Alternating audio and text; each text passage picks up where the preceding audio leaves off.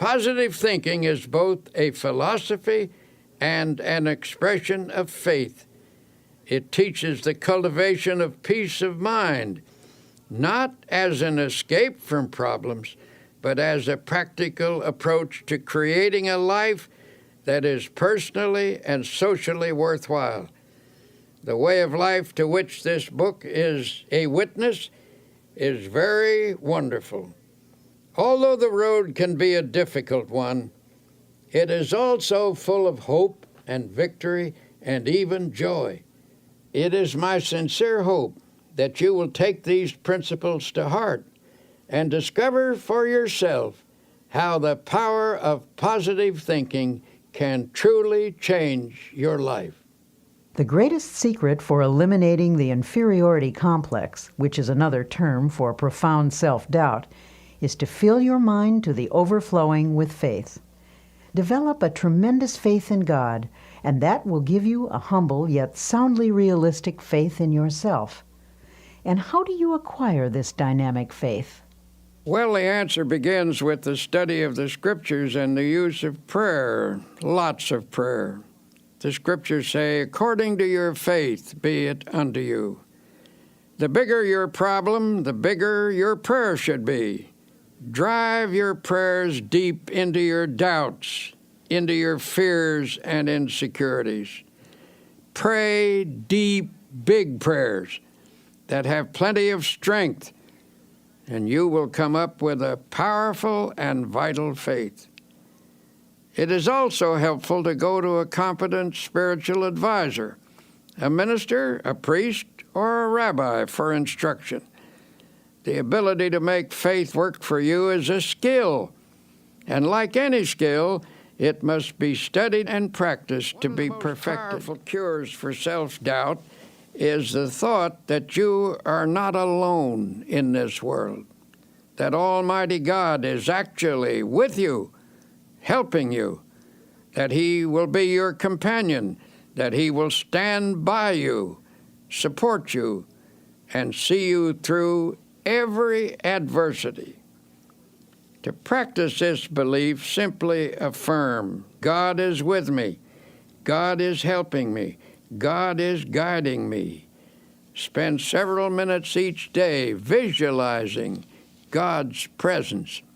Then practice believing that affirmation.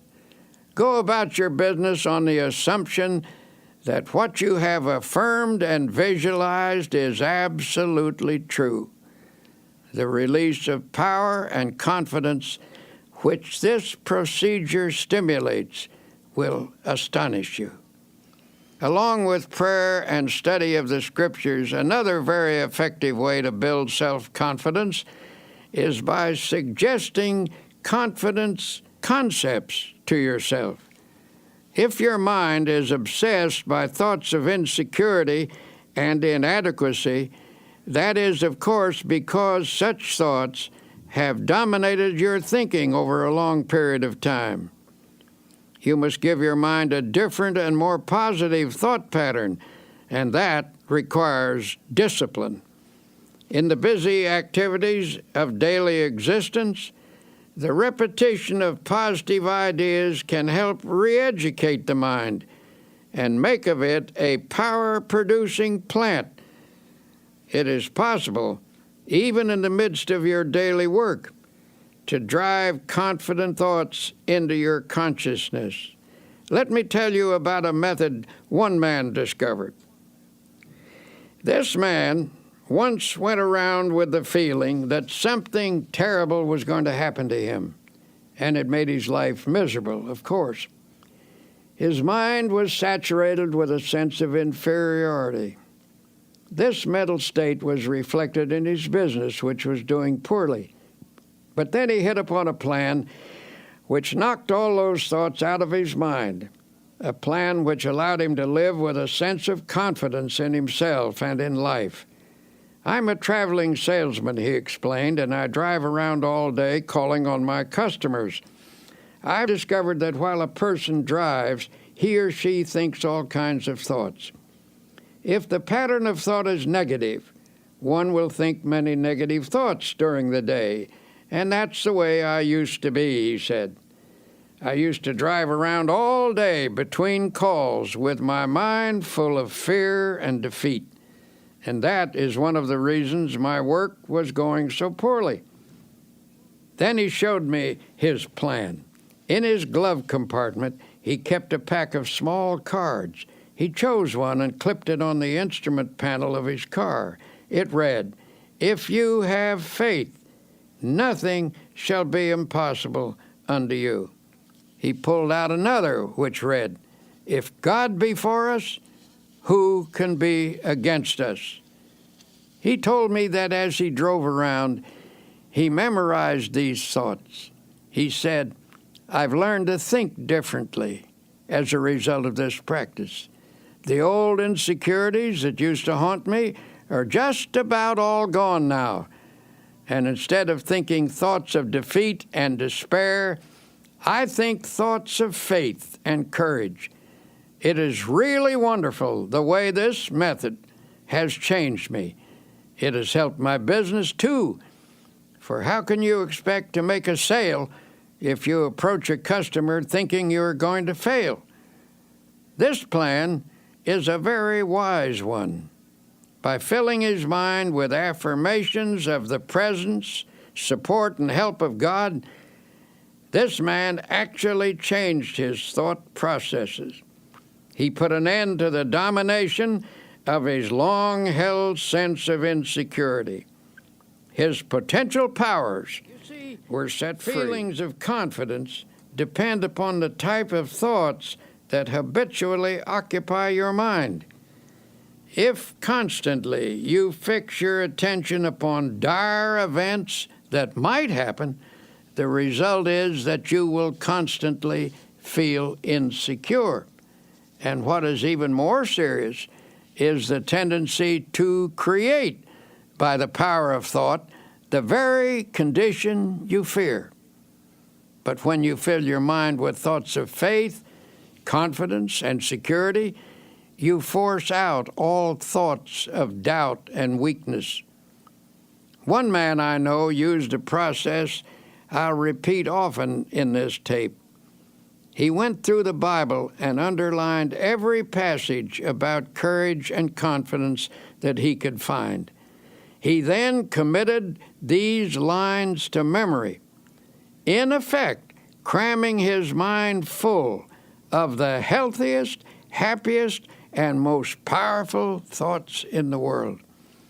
After a few weeks, the change in him was little short of remarkable. From almost complete defeat, he became an inspiring and confident personality. He now radiates courage and magnetism. He regained confidence in himself and in his own powers by a simple process of thought conditioning. Ralph Waldo Emerson declared a tremendous truth when he said, "They conquer who believe they can." He also said, "Do the thing you fear, and the death of fear is certain." Practice confidence and faith, and your fears and insecurities will soon have no power over life, you. From daily difficulties to large-scale problems, tend to dissipate energy and leave you spent and discouraged. In such a condition, your true inner power is often obscured, and it becomes easy to yield to setbacks by feeling hopeless. When you find yourself in such a state, it is important to reappraise your assets. A reasonable self-evaluation will convince you that things are not as hopeless as you think they are. For example, a man of 52 consulted me. He was in despair. He told me that everything he had built up over his lifetime had been swept away. "Everything?" I asked sympathetically. "Everything," he repeated. "I have nothing left at all. Everything is gone. There is no hope, and I am too old to start all over again." And he said, "Sadly, I have lost all faith." Naturally, I felt sympathetic toward him, but it was evident that his chief trouble came from the dark shadows of hopelessness in his thinking. These shadows had entered into his mind and had distorted his outlook. His true powers had retreated behind this twisted thinking, leaving him without any force. So I said, suppose we take a piece of paper and on it list the values you have left. There's no use, he sighed. I haven't a single thing left. Well, I said, let's just see anyway. Now, is your wife still with you? Why, yes, of course, and she's wonderful, he added. We've been married for 30 years. She would never leave me, no matter how badly things were. All right, I said, let's put that down. Wife still with me. And how about your children? He said, actually, they've all told me that they love me and will stand by me. They are wonderful. Well, then, that is number 2. Children love you and will stand by you. Have you any friends? Yes, he said, I really have some fine friends who've offered to help. They've been very generous, but what can they do? So I wrote down number 3, fine friends who hold you in esteem. How about your integrity, your standing in the community? Oh, okay. I've always tried to do the right thing. Well, let's put that down as number 4, integrity, good standing. How about your health? My health is okay, I'm glad to say. Number 5, then, is good physical health. How about the United States? Do you still think it's the best place to do business and is the land of opportunity? Well, you and me both agree that it's the only country in the world we'd want to live in, he replied.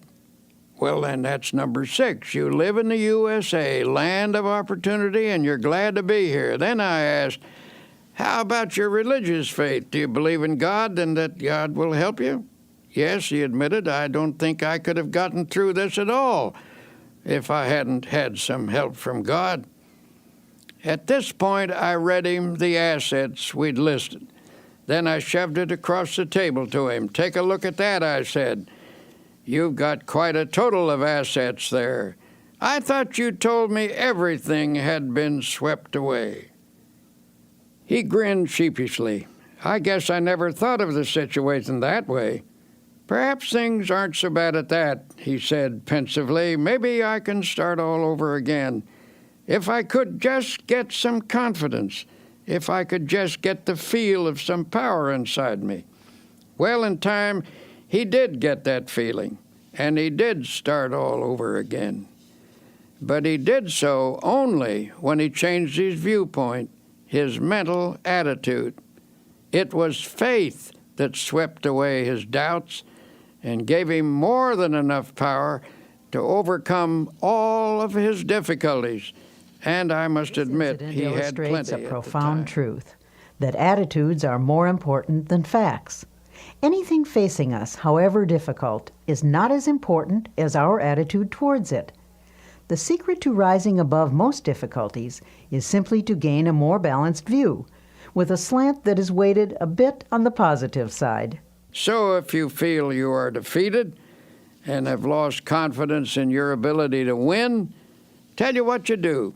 Take a piece of paper and make a list, not of the factors that are against you, but of those that are for you. If anyone thinks constantly of opposing forces, those forces will get built up until they assume a formidable strength, which they actually don't possess. But if you mentally visualize and affirm and reaffirm your assets, you will rise out of even the most awesome difficulty. Your inner powers will reassert themselves, and with the help of God, lift you from defeat to victory. To help you start building up your self-confidence, here are 7 suggestions. 1. Create a mental picture of yourself as a success. Hold on to this picture tenaciously. Never permit it to fade. Since your mind tries to complete what it pictures, always picture success, no matter how badly things seem to be going at the moment. Whenever a negative thought about your personal power comes to mind, deliberately voice a positive thought to cancel it out. 2. Don't build up obstacles in your imagination. Minimize them instead. Problems should be seen for what they are and never inflated by fearful thoughts. 3. Don't be awestruck by other people or try to copy them. Remember that most people, despite a confident appearance, are often as scared and as doubtful of themselves as you are. 4. Get a competent counselor to help you understand the origin of your feelings of inferiority and self-doubt.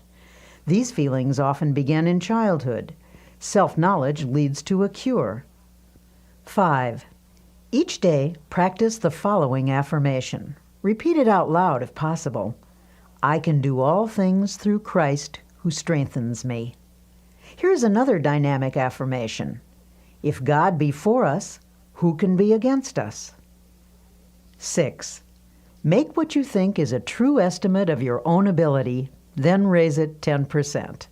Don't become egotistical, but develop a wholesome self-respect.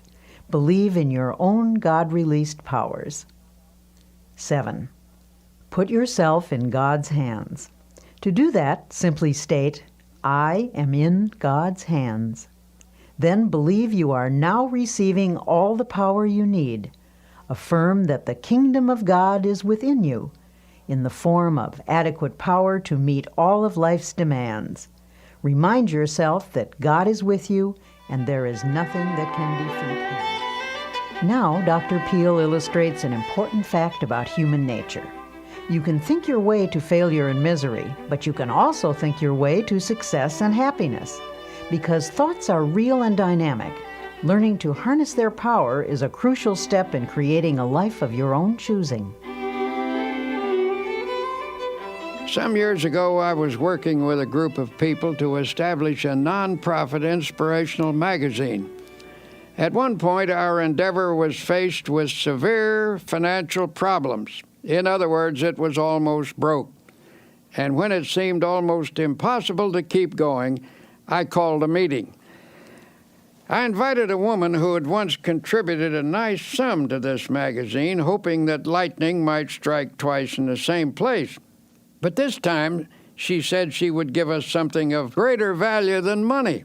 This rather surprised us, for under the circumstances, we couldn't think of anything more valuable than money. When she told us she was going to give us a creative idea, we didn't jump with enthusiasm. All we could think was, how can we pay our bills with an idea?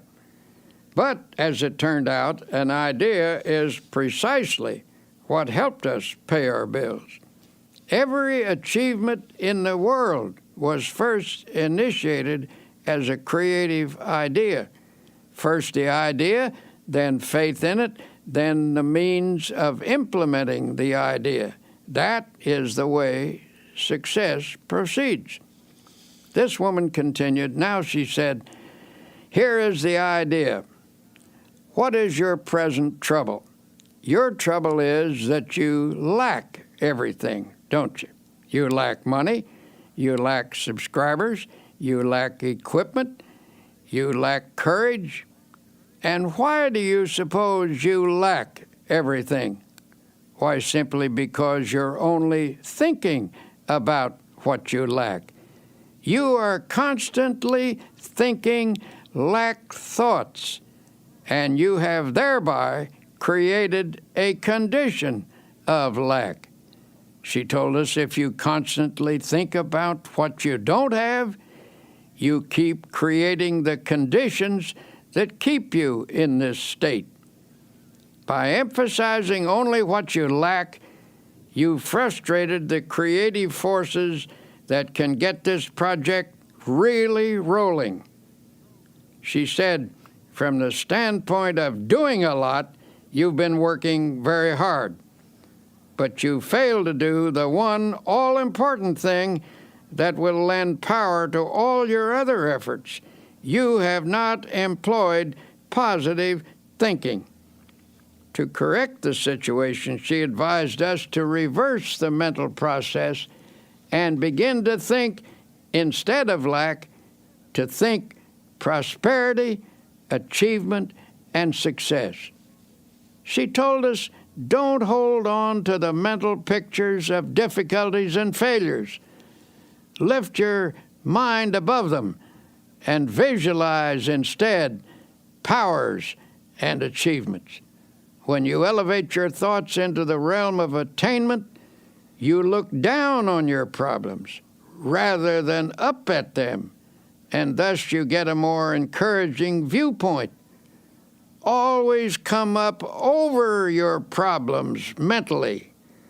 Never approach a problem from below. Wise advice, if you ask me. She told us the key was to visualize the solution to our problem. Suddenly she asked, how many subscribers do you need to keep this magazine going? At that time, we had only 40,000 paid subscribers. I thought quickly and said 100,000 would do it. All right, she said confidently. That's not too hard. In fact, that's easy. All you need to do is to visualize 100,000 people being creatively helped by this magazine, and you will have them. In fact, the minute you can see them, image and visualize them in your mind, you already have them. She turned to me and she said, can you see 100,000 subscribers at this minute? Look out there. Look ahead of you in your mind. Can you see them? Well, I wasn't convinced, and I said rather doubtfully, well, maybe so, but they seem pretty dim to me. She seemed a little disappointed in me as she repeated, use your imagination to visualize those 100,000 subscribers. I guess my imagination wasn't working too well because all I could see was the insufficient but actual 40,000 paid subscribers. Then she turned to someone else. Can you see 100,000 subscribers, she asked. I rather doubted that he would either, but this fellow does have a creative imagination, and I noticed by the fascinated look on his face that she had him. He was gazing straight ahead with a look of wonder. When she asked again, do you see the 100,000 subscribers? Yes, he cried eagerly. Yes, I do see them. Electrified, I demanded, where are they? Point them out to me. Then I, too, began to visualize them. Now, continued the woman, let us say a prayer and together thank God for giving us 100,000 paid subscribers. Frankly, I thought that was pushing the Lord rather hard. But then I remembered a verse in the Scripture where it says, and all things whatsoever ye shall ask in prayer, believing, ye shall receive them. That means that when you pray for something, visualize what you pray for, believe that if it is God's will and is not selfishly sought after, then it is at that moment given to you. If you have difficulty believing this story, let me assure you that from that moment on, our magazine enterprise never lacked for anything. I tell you this because I was awed by the experience, realizing that I had stumbled upon a tremendous formula for personal victory. I call it the power of positive imaging. I decided to apply it from then on to my own problems, and whenever I've done so, I've had marvelous results. But whenever I've failed to do so, I've missed great One of the most important opportunities. insights about the human race was expressed by the famous psychologist William James. He said, the greatest discovery of my generation is that human beings can alter their lives by altering their attitudes of mind. In other words, as you think, so shall you be. If you want to improve your situation, get rid of all your old, tired, worn-out thoughts. Fill your mind with fresh, new, creative thoughts of faith, love, and goodness. By this process, you can actually remake your life. One business executive I know is the type of person who is never defeated. No problem, no setback, no obstacle ever gets him down. He simply attacks each difficulty with an optimistic attitude and a ready confidence that it will work out all right. And in some strange way, it always does. He seems to have a magic touch in life, a touch that never fails. One day he told me his secret. I was visiting his plant, a modern structure equipped with the latest machinery, using the most up-to-date production methods. It was a factory of outstanding efficiency. When we entered his office, which was decorated in a very modern style, I was quite surprised to find on his highly polished mahogany desk a battered old copy of the Bible. That book, he replied, pointing to the Bible, is actually the most up-to-date thing in this plant. Equipment wears out and furnishing styles change. But that book is so far ahead of us that it never gets out of date. When I went to college, my good Christian mother gave me that Bible, saying if I would read and practice its teachings, I would learn how to get through life successfully, just to humor her. But for years, I practically never looked at it. I thought I didn't need it. Well, how stupid can you get? And I got my life in a terrible mess. He continued his story saying everything went wrong, primarily because I was wrong. I was thinking wrong and acting wrong. I succeeded at practically nothing, failed at almost everything. Now I realize that my principal trouble was wrong thinking. I was negative, resentful, cocky, opinionated. Nobody could tell me anything. I was filled with gripes at everybody. Little wonder I had no friends. Well, he said, one night I was going through some papers and I came across the long-forgotten Bible. It brought up old memories, and I started to read it aimlessly. It's strange how things happen, how in just a moment of time, everything can become different. As I read, a sentence leaped up at me, a sentence that changed my life. And when I say changed, I mean changed. Here is the sentence this man quoted.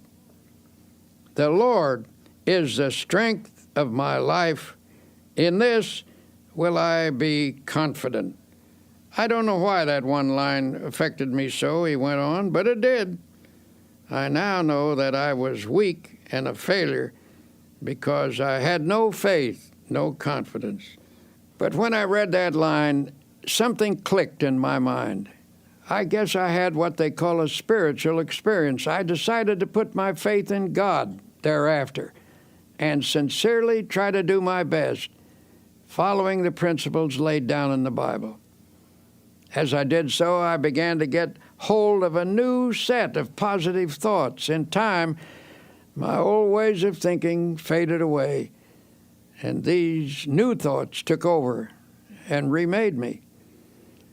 This incident illustrates an important fact about human nature, which is you can think your way to failure and misery, but you can also think your way to success and happiness. The world in which you live is not primarily determined by outward conditions and circumstances, but by the thoughts that habitually occupy your mind. As Emerson declared, a man is what he thinks about all day long. It has been said that thoughts are things, that they actually possess dynamic power. You can actually think yourself into or out of situations. You can make yourself ill with your thoughts, and by the same token, you can make yourself well by the use of a healing type of thought. Think positively, and you create an atmosphere that nurtures the development of positive outcomes. Potential positive ideas are working in your mind. By releasing and developing these ideas, you can solve your financial problem or your business situation or anything. The practical use of your creative, positive thought pattern can remake your life, and you along with it. There was a time when I acquiesced in the silly idea that there is no relationship between faith and prosperity, that when one talked about religion, it should never be related to achievement, that it dealt only with ethics and morals or social values. But I came to realize that such a viewpoint limits the power of God and the development of the individual. Christianity teaches that there is a tremendous power in the universe, and that this power can and does dwell in personality.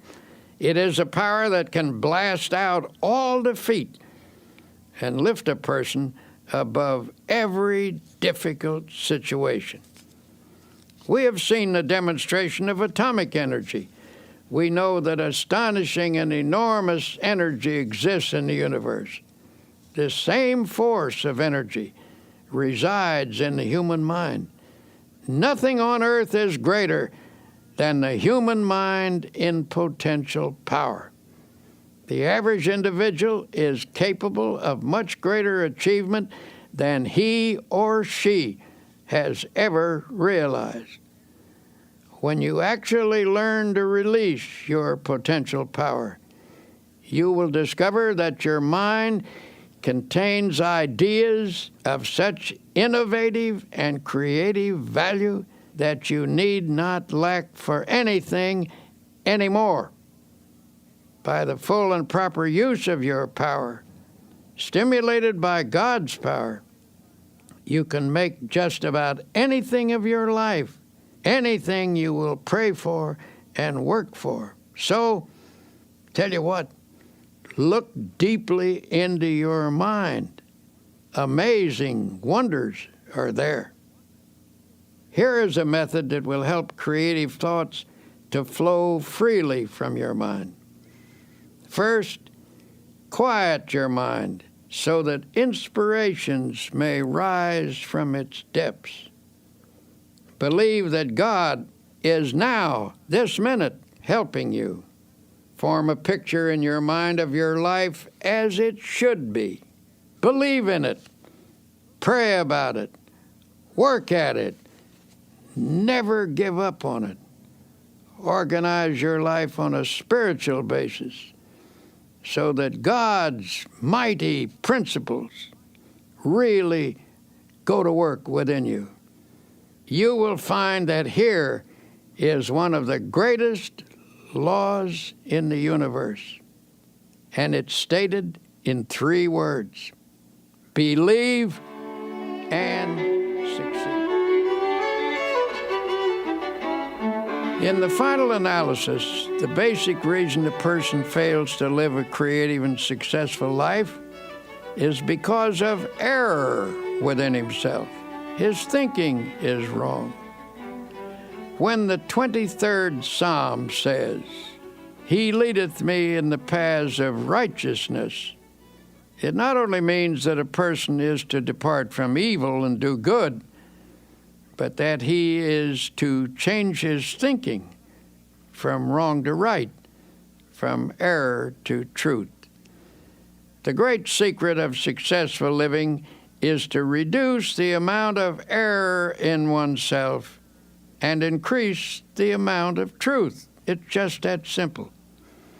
A constant stream of positive, God-guided thoughts creatively affects the circumstances of life. For inner truth always guides you toward the right path, and therefore leads to the right results.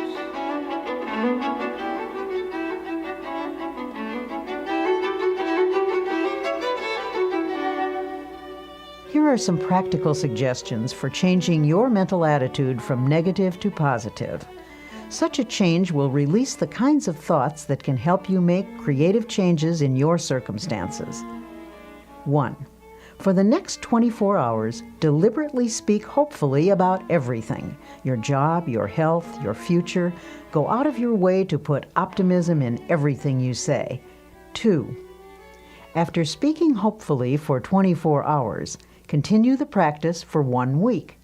Then you can permit yourself to be realistic for a day or two.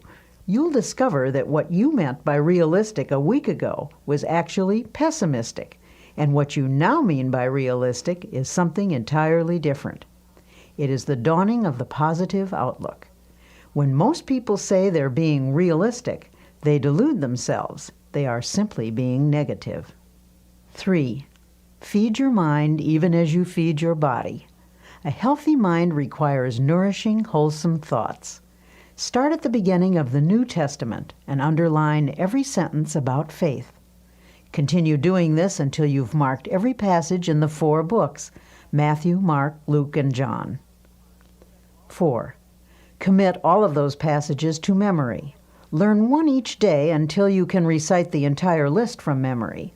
This will take time, but remember, you've spent much more time being a negative thinker. Unlearning a negative pattern requires time and effort. 5. Make a list of your friends who are positive thinkers and deliberately cultivate their company. Don't abandon your negative friends, but get closer to those with a positive point of view until you've absorbed their spirit. 6. Try to avoid arguments, but whenever a negative attitude is expressed, counter with a positive and optimistic opinion. 7. Pray a great deal and always let your prayers take the form of thanksgiving. Assume that God is giving you great and wonderful things, for if you think He is, He surely is. God will not give you any greater blessing than you can believe in. Remember, according to your faith, be it unto you.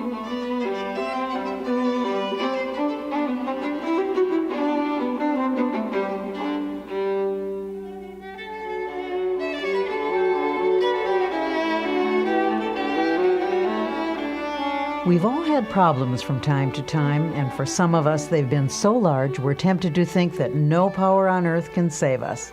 You'll see that some people don't look at things that way. They've found there is an answer to every problem. There is a power that can help: prayer. Personally, I believe that prayer is a sending out of vibrations from one person to another and to God. The entire universe is in vibration. The air is filled with vibration. There are vibrations even in the molecules of a table. The reaction between two human beings is in vibration. When you send out a prayer for another person, you are activating the forces of a spiritual universe. You transmit from yourself to another person a sense of love, helpfulness, support, a sympathetic, powerful understanding. In this process, you awaken the creative vibrations through which God brings to pass the good things you pray for. Prayer power is a manifestation of energy. Just as there are scientific techniques for the release of atomic energy, so are there procedures for the release of spiritual energy through prayer. Tension and other related troubles can result from a lack of inner harmony, but it is remarkable how prayer restores the harmonious functioning of body and soul. It appears that even the aging process can be held in check by prayer. You need not lose your vital energy or become weak and listless just because of accumulating years. nor is it necessary for your spirit to sag or become dull. Prayer can actually freshen you up every evening and send you out renewed every morning.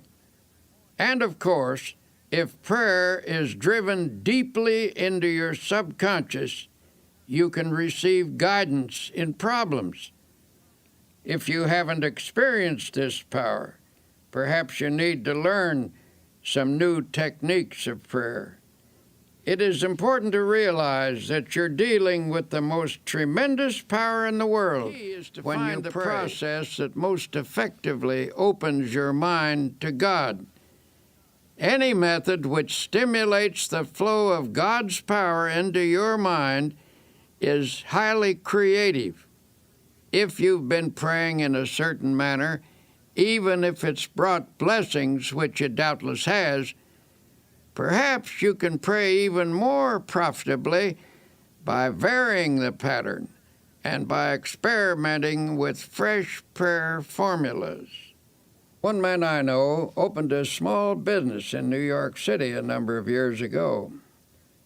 He characterized his first establishment as a little hole in the wall. He had only one employee. In a few years, this man moved into more extensive quarters. It became a very successful operation.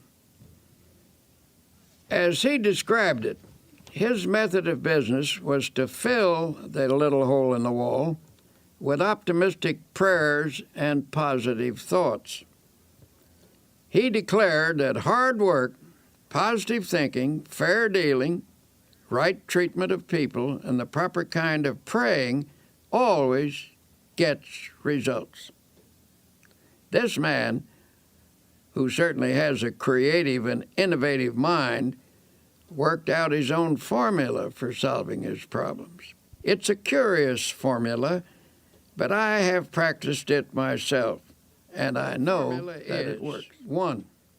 Prayerize. 2. Picturize. 3. Actualize. By prayerize, he meant a daily system of creative prayer. When a problem arose, he talked it over with God very simply and directly. He didn't talk to God as to some vast and far-off shadowy being, but conceived of God as being with him there in his office, in his home, on the street, in his car, always nearby as a partner and close associate.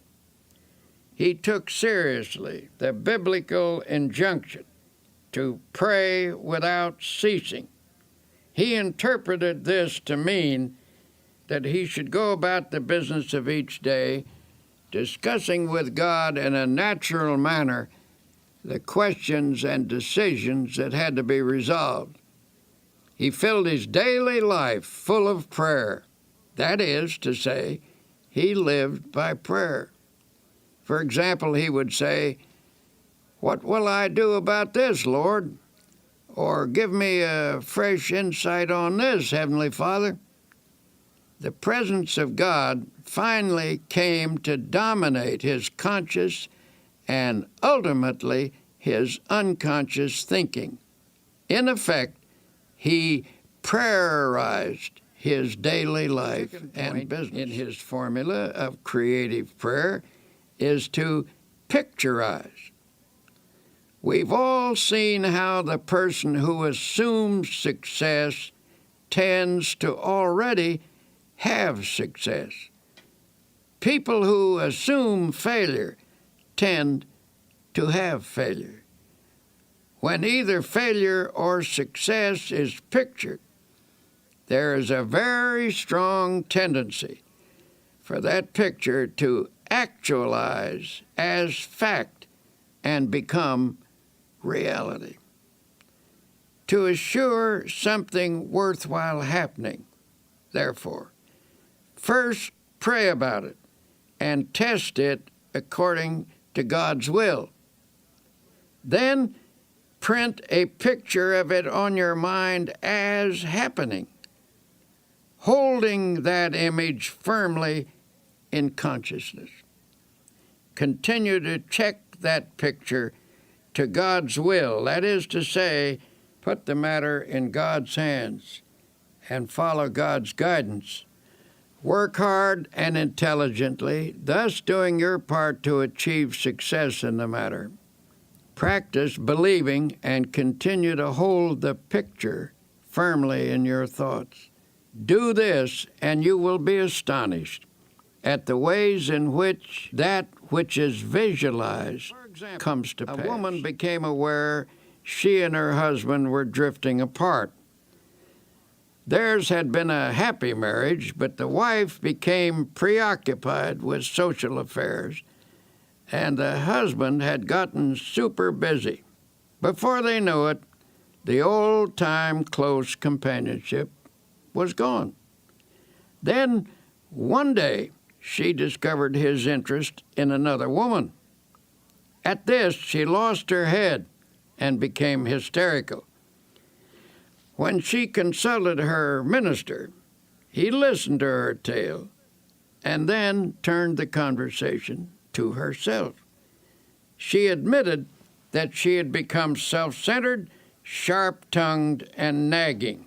She then confessed that she had never felt herself the equal of her husband. Her sense of inferiority had made her retreat actually into antagonism. The minister suggested that she create an image of herself as capable and attractive. He whimsically told her that God runs a beauty parlor and that faith techniques could put beauty on a person's face and charm and ease in their manner. He gave her instruction in how to pray and how to spiritually picturize. He also advised her to hold a mental image of the goodness of her husband and of being once again in harmony and companionship with him. She was to hold this picture tenaciously with faith. Soon after this, her husband informed her that he wanted a divorce. She had conquered herself enough by now to receive this request with calmness. She replied that she was willing if he wanted it, but suggested they defer the decision for 90 days. If he still wanted a divorce at the end of this period, she would cooperate with him. Night after night he went out, and night after night she sat at home. But now she pictured him as seated in his old chair. She painted an image of him there, comfortably reading as in the old days. She visualized him puttering around the house, painting and fixing things as he used to do. She visualized the two of them playing golf together and taking hikes as they once did. She maintained this picture with steady faith, and one night, what do you know? There he actually sat in his old chair. She looked twice to be sure that it was the reality rather than the picturization, but perhaps a picturization is a reality, for at any rate, the actual man was actually there. After that night, he still went out occasionally, but more and more frequently, he sat in his chair. Then he began to read to her, as in the old days. Finally, one sunny Saturday afternoon, he asked, "What do you say to a game of golf?" The days went by pleasantly until she realized that the 90th day had arrived. That evening she said quietly, "Bill, this is the 90th day." "What do you mean?" he asked, puzzled. "The 90th day. Why, don't you remember? We agreed to wait 90 days to settle that divorce matter, and this is the day." He looked at her for a moment, and then, hidden behind his paper, He casually turned a page and said, "Don't be silly. I couldn't possibly get along without you. Where did you get the idea I would ever leave you?" The New Testament says the kingdom of God is within you. It is informing us that God has provided us with all the potential abilities we need. It is up to us to tap and develop those powers. A man I know is the chief of 4 executives in a successful company. At regular intervals, these men have idea sessions. The purpose of these meetings is to tap all the creative ideas lurking in the minds of any of the 4. For this session, they use a room without telephones, buzzers, or other usual office equipment. Before starting this session, the group spends 10 minutes in silent prayer and meditation. They conceive of God as creatively at work in their minds. Each prays and meditates silently in his own way. Following the quiet period, all start talking, pouring out ideas that have come to their minds. Memos of the ideas are written on cards and thrown on the table. No one is permitted to criticize any idea at this point, for they believe that argument can stop the flow of creative thought. The cards are gathered up to be evaluated at a later session, which follows this idea tapping session, where thinking is stimulated by prayer power. As one of the executives explained, we've come up with insights that not only show on our bottom line, but which have given us a new feeling of confidence. Beyond that, a deeper feeling of fellowship among the 4 of us has grown, and this has spread to others as well. Alert people everywhere are finding that by trying prayer power, they feel better, work better, sleep better, are better. A young woman came to me a while ago and admitted that she was filled with hate, jealousy, and resentment. She was also very apprehensive, always worrying about her children, that they would be sick or get into an accident or fail in school or something. Her life was an unhappy mixture of fear and worry. I told her that the practice of creative prayer could change her life. I suggested that she pray every day at the time the children were coming home from school and make her prayers an affirmation of God's protective care. Doubtful at first, she became a most enthusiastic practitioner of prayer. Here's what she wrote to me. My greatest progress dates from the time you told me that every day is a good day if you pray. I began to put into practice the idea of affirming that this would be a good day the minute I woke up in the morning, and I can positively say that I haven't had a bad or upsetting day since that time. The amazing thing is that my days actually haven't been any smoother or any more free from petty annoyances than they ever were, but they just don't seem to have the power to upset me anymore. Every night I begin my prayers by listing all the things for which I am grateful, little things that added to the joy of the day. I know that this habit has geared my mind to pick out the nice things and forget the unpleasant ones. The fact that for 6 weeks I have not had a single bad day and have refused to get downhearted with anyone is really people marvelous find tremendous to me. Power each day through prayer. Here are 10 suggestions for achieving effective results from your prayers.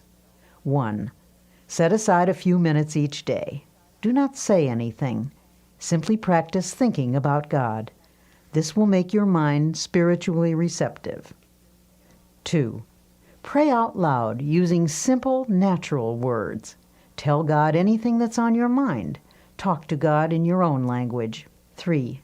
Pray as you go about the business of the day, on the subway or bus or at your desk. Begin by closing your eyes to shut out the world and concentrate briefly on God's presence. 4.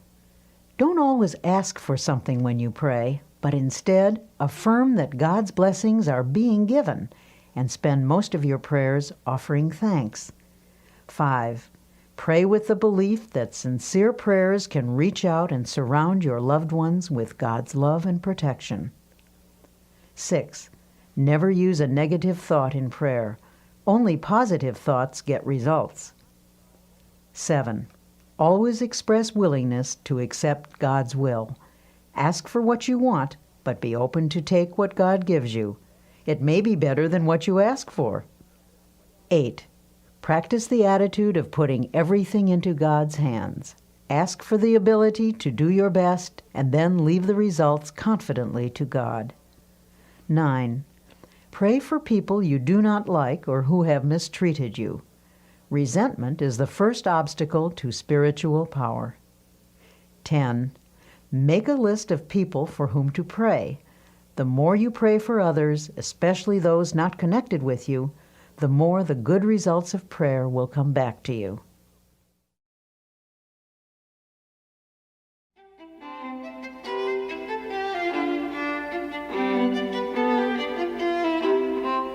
Some people, it seems, always have an extra dash of energy for just about any task they want to undertake.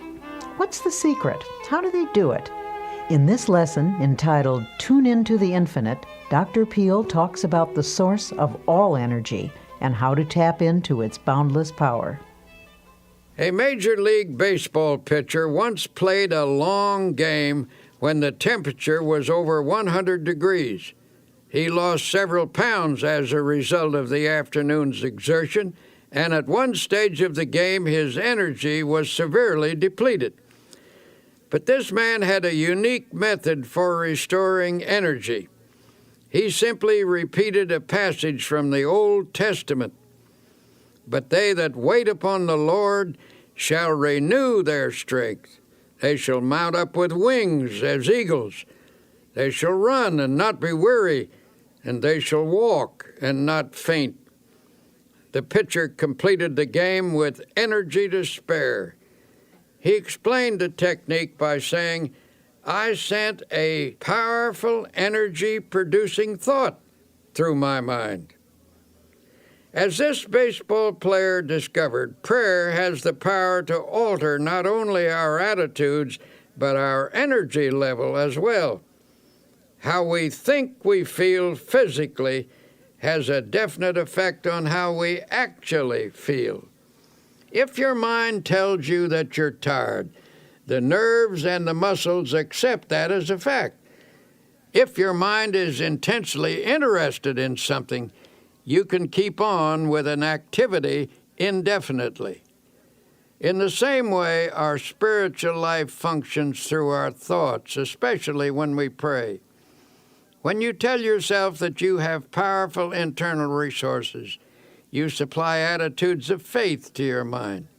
Such attitudes increase your energy and your well-being. A man full of vitality and vigor says that he goes to church regularly to get his batteries recharged. His concept is sound.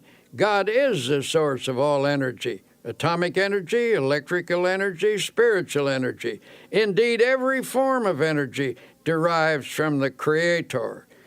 The Bible emphasizes this point when it says, He giveth power to the faint, and to them that have no might He increaseth strength. And here's how the Bible describes life's energizing and re-energizing process. In Him we live and move and have our being. In other words, from God we receive our vitality and our dynamic energy, and through Him we attain completeness. Contact with God establishes within us a flow of the same type of energy that recreates the world, that renews springtime every year.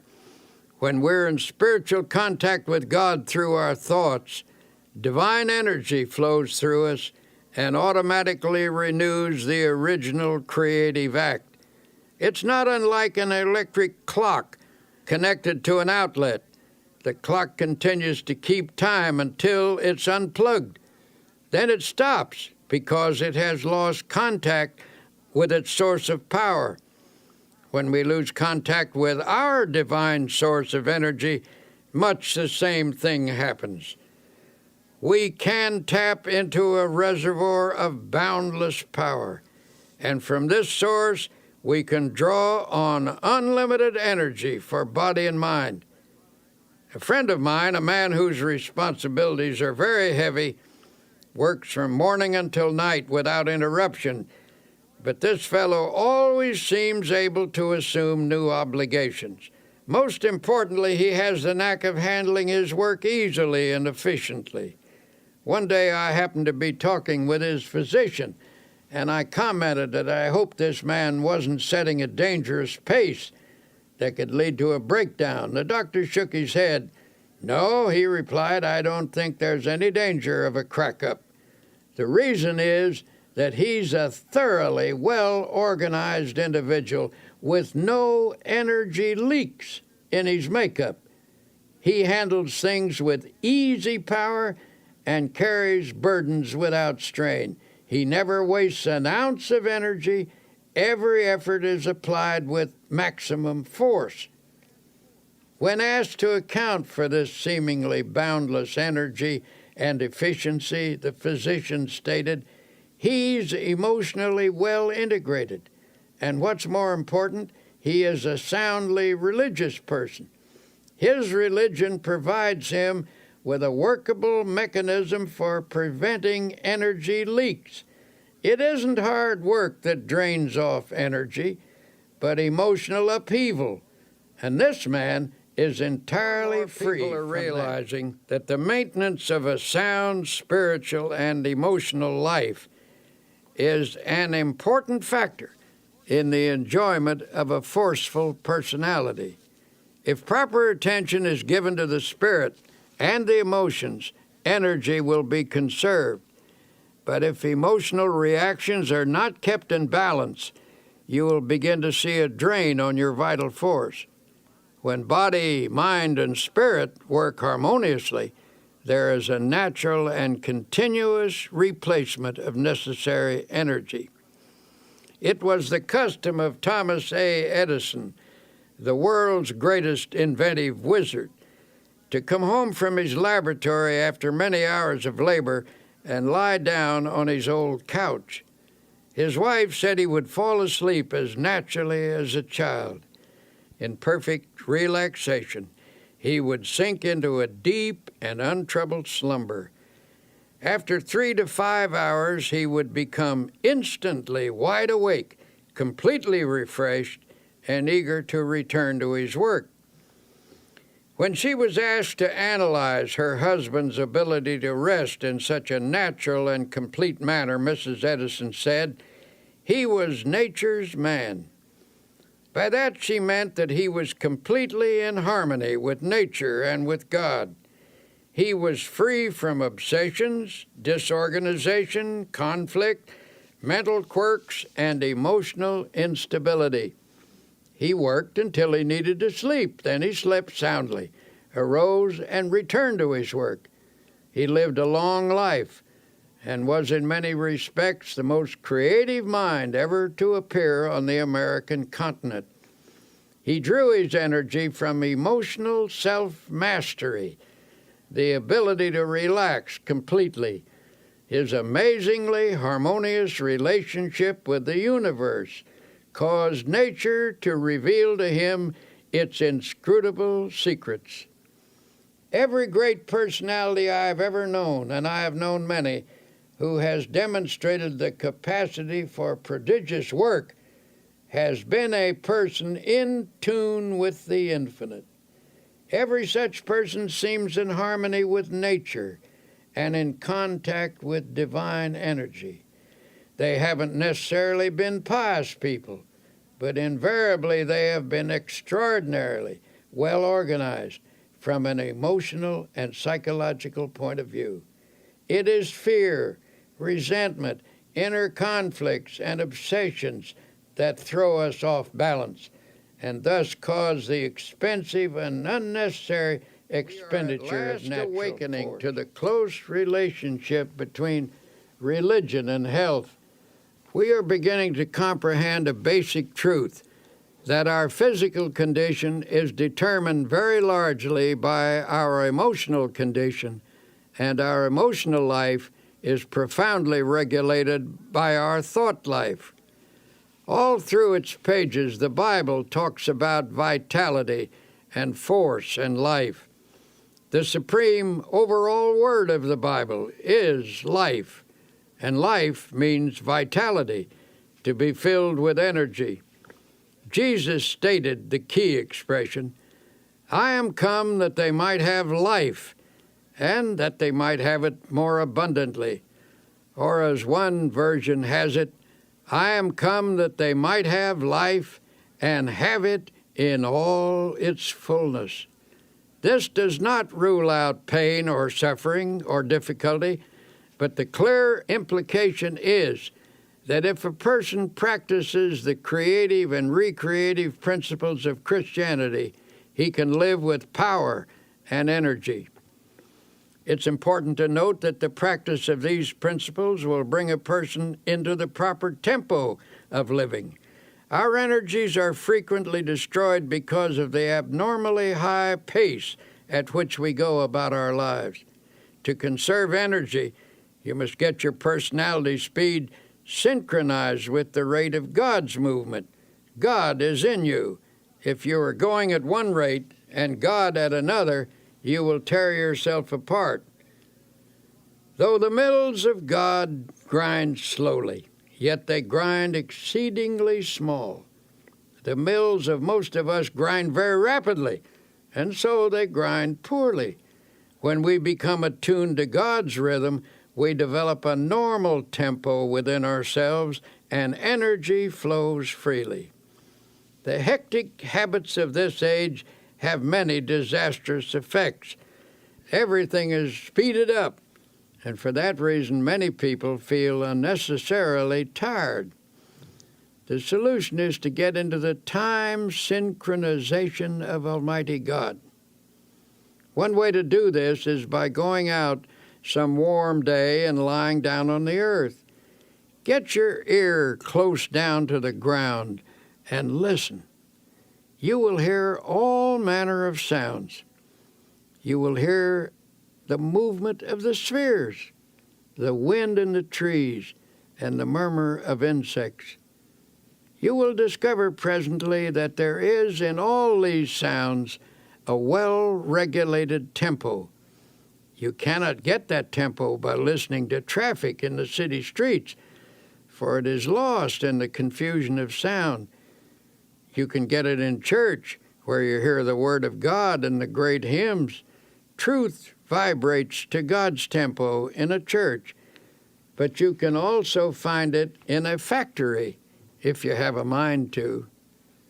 To get yourself in tune with the rhythm of God, first allow yourself to relax physically.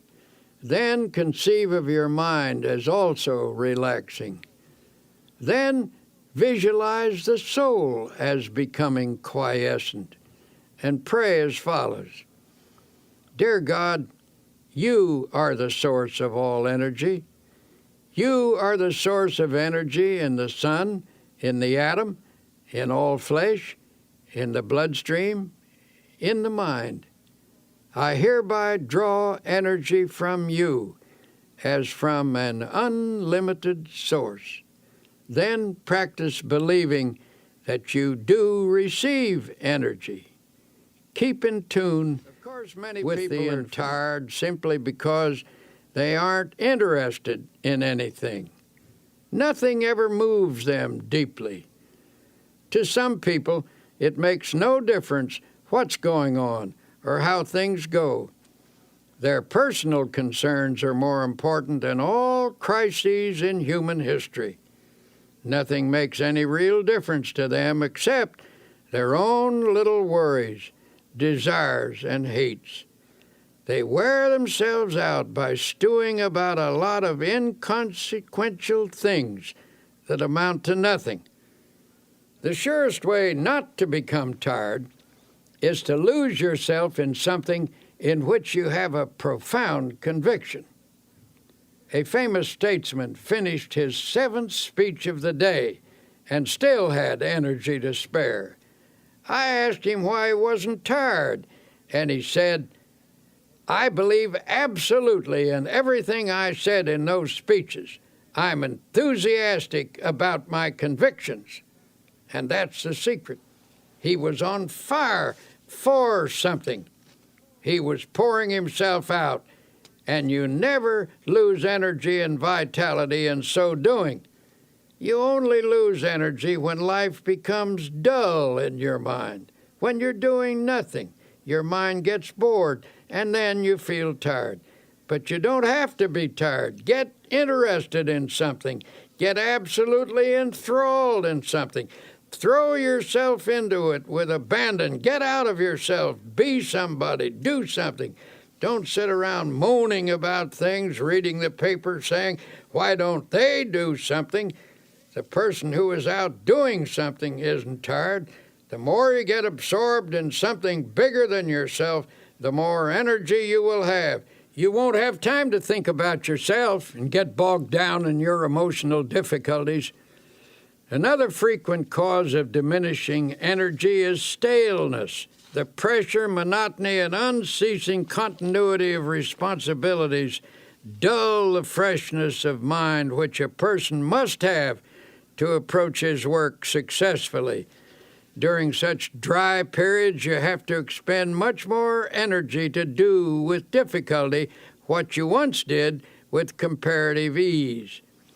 A solution for this state of mind was employed by a businessman, the president of the board of trustees of a certain university. A professor who had once been outstanding and extraordinarily popular began to slip in teaching ability and in the power to stimulate his students. It was the verdict of the students, as well as the private opinion of the trustees, that this teacher must either recover his former teaching abilities or it would be necessary to replace him. The professor was told that the Board of Trustees was giving him a 6 months leave of absence with all expenses paid and with full salary. There was only one stipulation, that he go away to a place of rest and give himself over to gaining a complete renewal of strength and energy. The board invited him to use a cabin which he himself owned in a wilderness setting and made the curious suggestion that he take no books except one, the Bible. He suggested that the professor's daily program be walking, fishing, some manual work in the garden, and an extended period of reading the Bible. He encouraged the professor to memorize as many passages as possible in order to saturate his mind with the great words and ideas which the book contains. He said, "I believe that if you spend 6 months outdoors chopping wood, digging in the soil, reading the Bible, and fishing in deep lakes, you will become a new man." The professor agreed to this unique proposal. His adjustment to this radically different mode of life was an easier one than he or anyone who knew him expected. In fact, he was surprised to find that he actually liked it. After he became accustomed to active outdoor living, he discovered it had an immense appeal for him.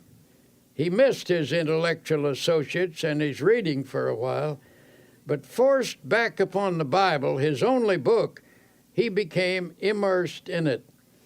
To his amazement, he found the Bible to be, as he put it, a library within itself. In the pages of the Bible, he found faith and peace and power. In 6 months, he was a new man. When he returned to teaching, his colleagues and students found him a person of compelling power and exciting inspiration. His staleness had gone, and the old-time energy returned. The spiritual retreat caused his power to surge again and renewed his zest for living. Here are a few suggestions for increasing your energy and vitality. 1. Remember, how you think you feel physically has a definite effect on how you actually feel. Tell yourself frequently that you have powerful internal resources. 2. God is the source of all energy.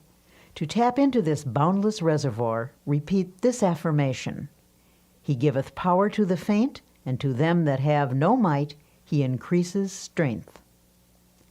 3. Try to stay in harmony with nature and in contact with divine energy. People who are free of fear, resentment, inner conflicts, and obsessions have an abundance of energy because they don't waste their precious emotional resources. 4. Get interested in something. People frequently feel tired because they aren't on fire for something outside their own small circle of interests. 5. Rejuvenate your spirit by taking yourself away from daily routines. Take along a Bible as your companion.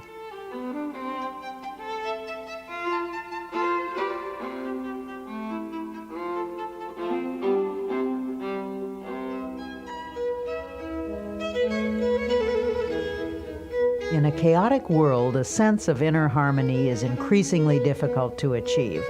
And yet, tranquility is essential to both physical and emotional well-being. In this section, entitled "A Peaceful Mind Generates Power," you will learn one of the most important characteristics of a happy and successful person: peace of mind.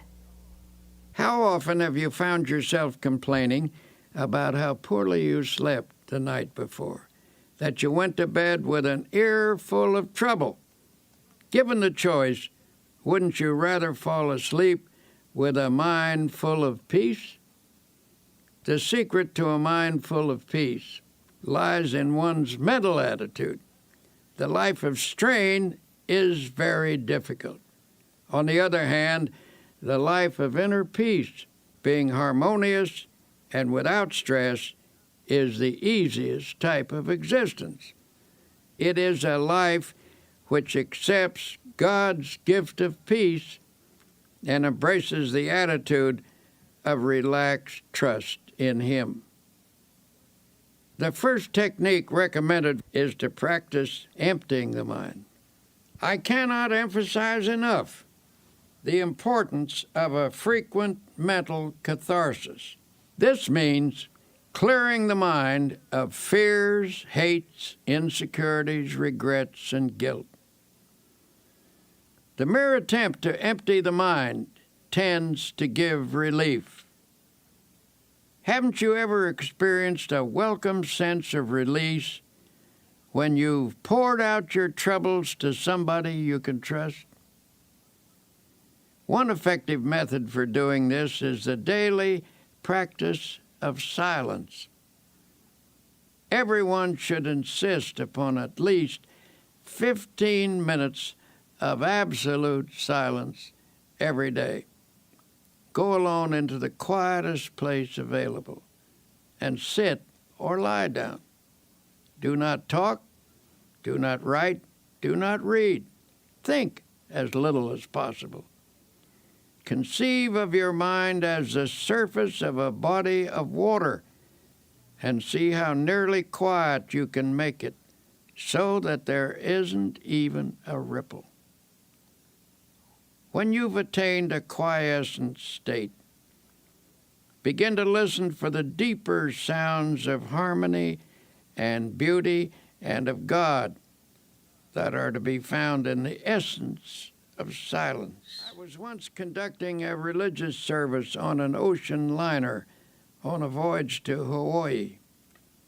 In the course of my talk, I suggested that people who were carrying worries in their minds go to the stern of the vessel and imaginatively take each anxious thought out and drop it into the ocean and watch it disappear in the wake of the ship.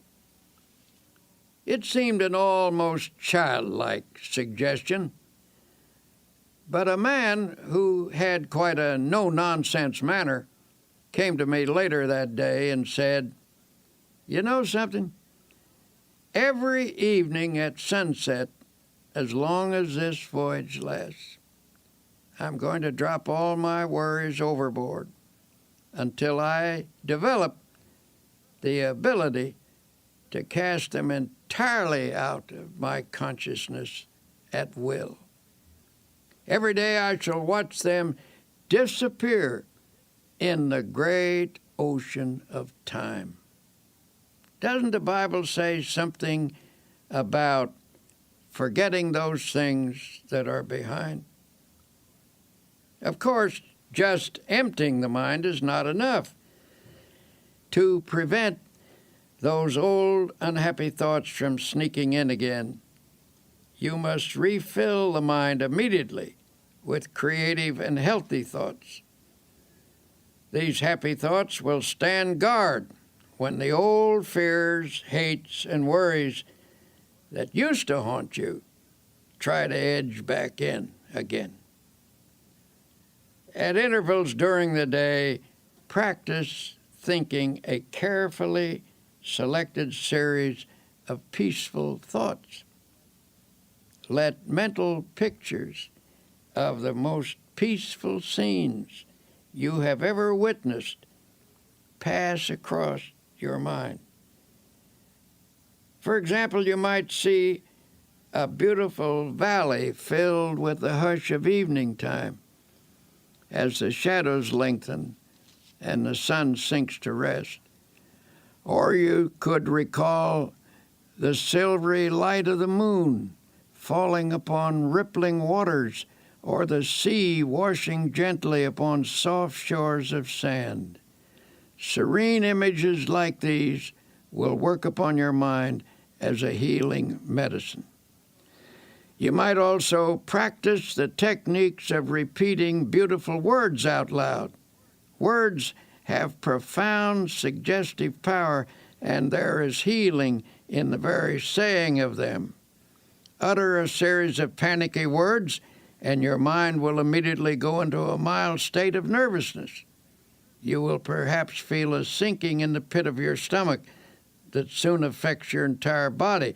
If, on the other hand, you speak peaceful, quieting words, your mind will react in a peaceful manner. Use such words as, for example, tranquility. Repeat the word slowly several times.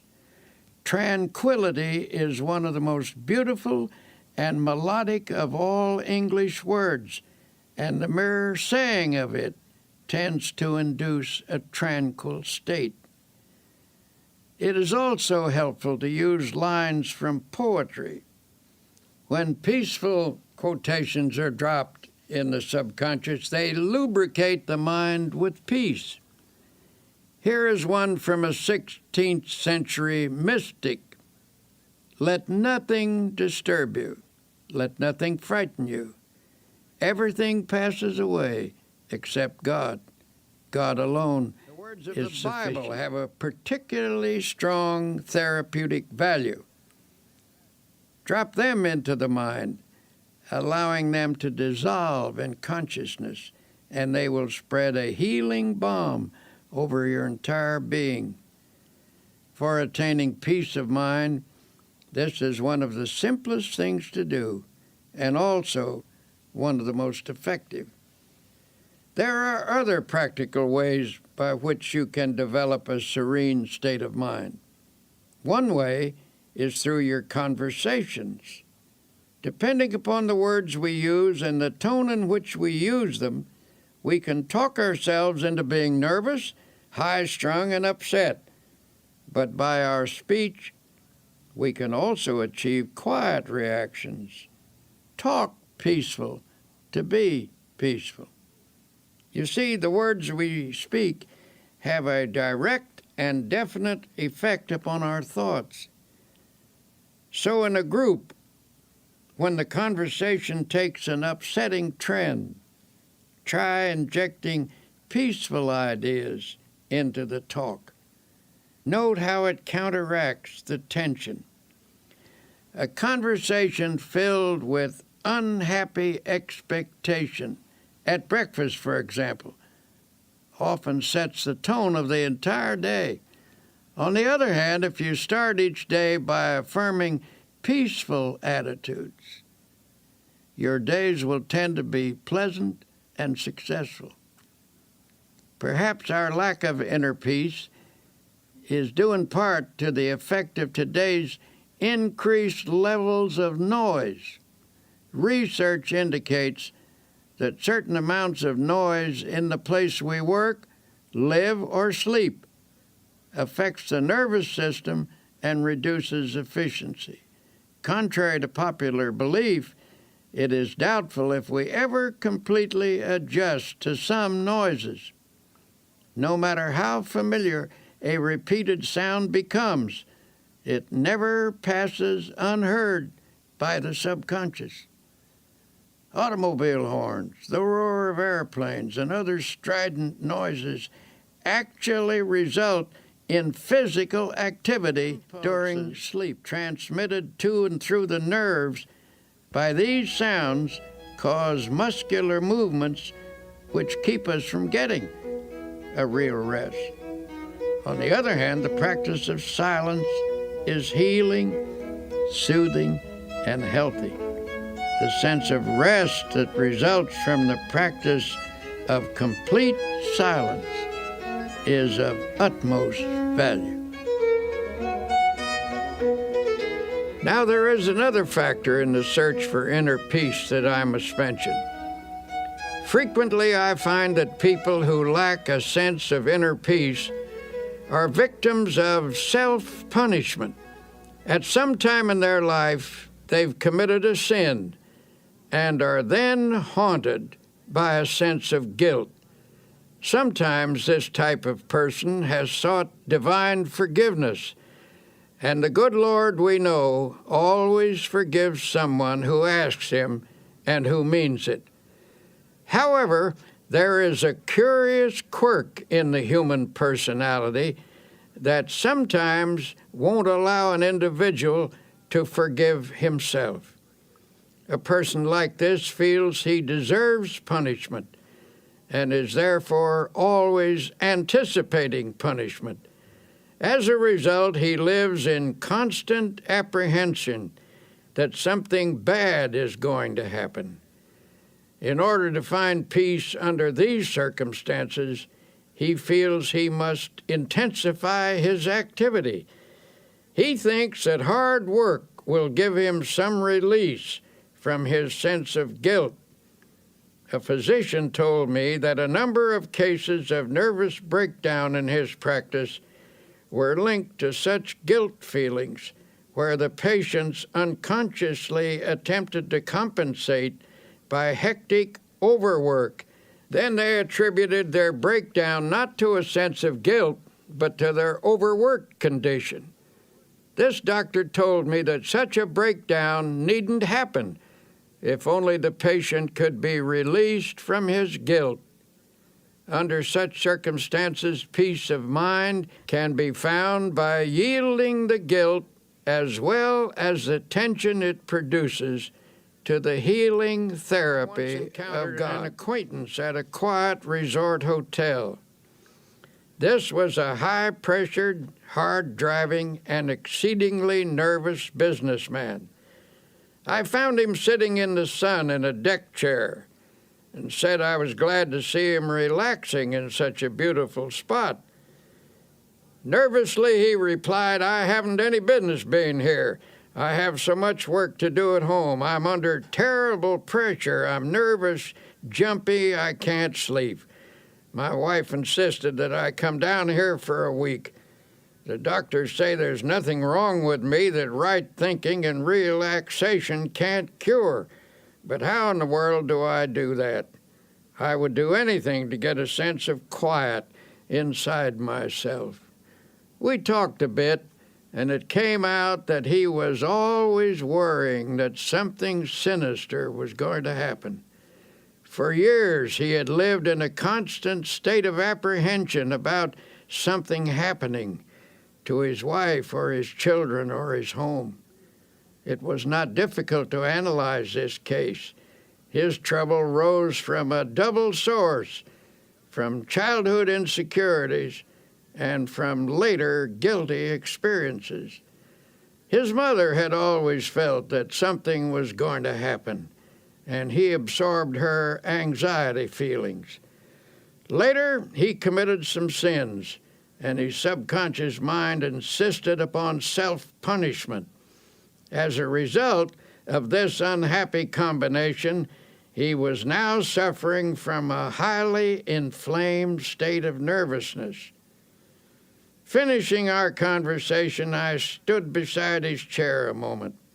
There was no one near, so I rather hesitantly suggested, "Would you by any chance like me to pray with you?" He nodded, and I put my hand on his shoulder and prayed. Dear Jesus, as you healed people in the long ago and gave them peace, heal this man now. Give him fully of thy forgiveness and help him to forgive himself. Separate him from all his sins and let him know that you do not hold them against him. Set him entirely free from them. Then let thy peace flow into his mind, into his soul, and into his body. He looked up at me with a strange expression on his face, and then turned away, for there were tears in his eyes. Months later, I ran into him in New York, and he said, "Something happened to me that day when you prayed for me. I felt a strange sense of quietness and peace." And he added, healing. This man now goes to church regularly and reads the Bible every day. He follows the laws of God and has a great deal of driving force. This is a healthy, happy man, for now he has peace in his heart and in his mind. Trouble finding peace of mind, here are a few exercises. 1. Every day, put aside 15 minutes for yourself when you can find absolute silence. Go alone into a quiet place and sit or lie down. Think as little as possible. Allow the silence to open you up to feelings of harmony and beauty. 2. From time to time during the day, practice concentrating on a selected series of peaceful thoughts. Think of your past as a painting from which you can choose the most serene moments you have ever experienced. Allow your mind to dwell in those scenes until you feel you are present in that place and absorbing its tranquility. 3. Practice the technique of repeating beautiful words out loud. Words have profound powers of suggestion, and there is healing in the very saying of them. 4. The words of the Bible are especially therapeutic. Drop them into your mind, allowing them to dissolve in your consciousness, replacing negative thoughts. When your daily pace is a frantic one, it's more important than ever to remember that peace of mind is essential to efficiency, no matter what you do. Dr. Peel's prescription for accomplishing more in your life is to relax for easy power through the healing properties of calmness and quiet.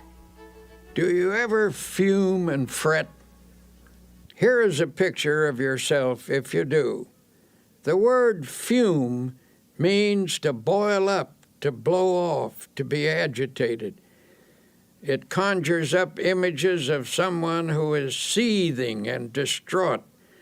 The word fret is equally descriptive. It is reminiscent of a sick child in the night, a petulant and irritating half-cry, half-whine. To fret is a term usually used when talking about children, but unfortunately it frequently describes the emotional reaction of many adults. The Bible advises us to fret not thyself. This is sound advice for people of our time. If we are to have power to live effectively, we just need to stop fuming and fretting and find instead real peace of mind.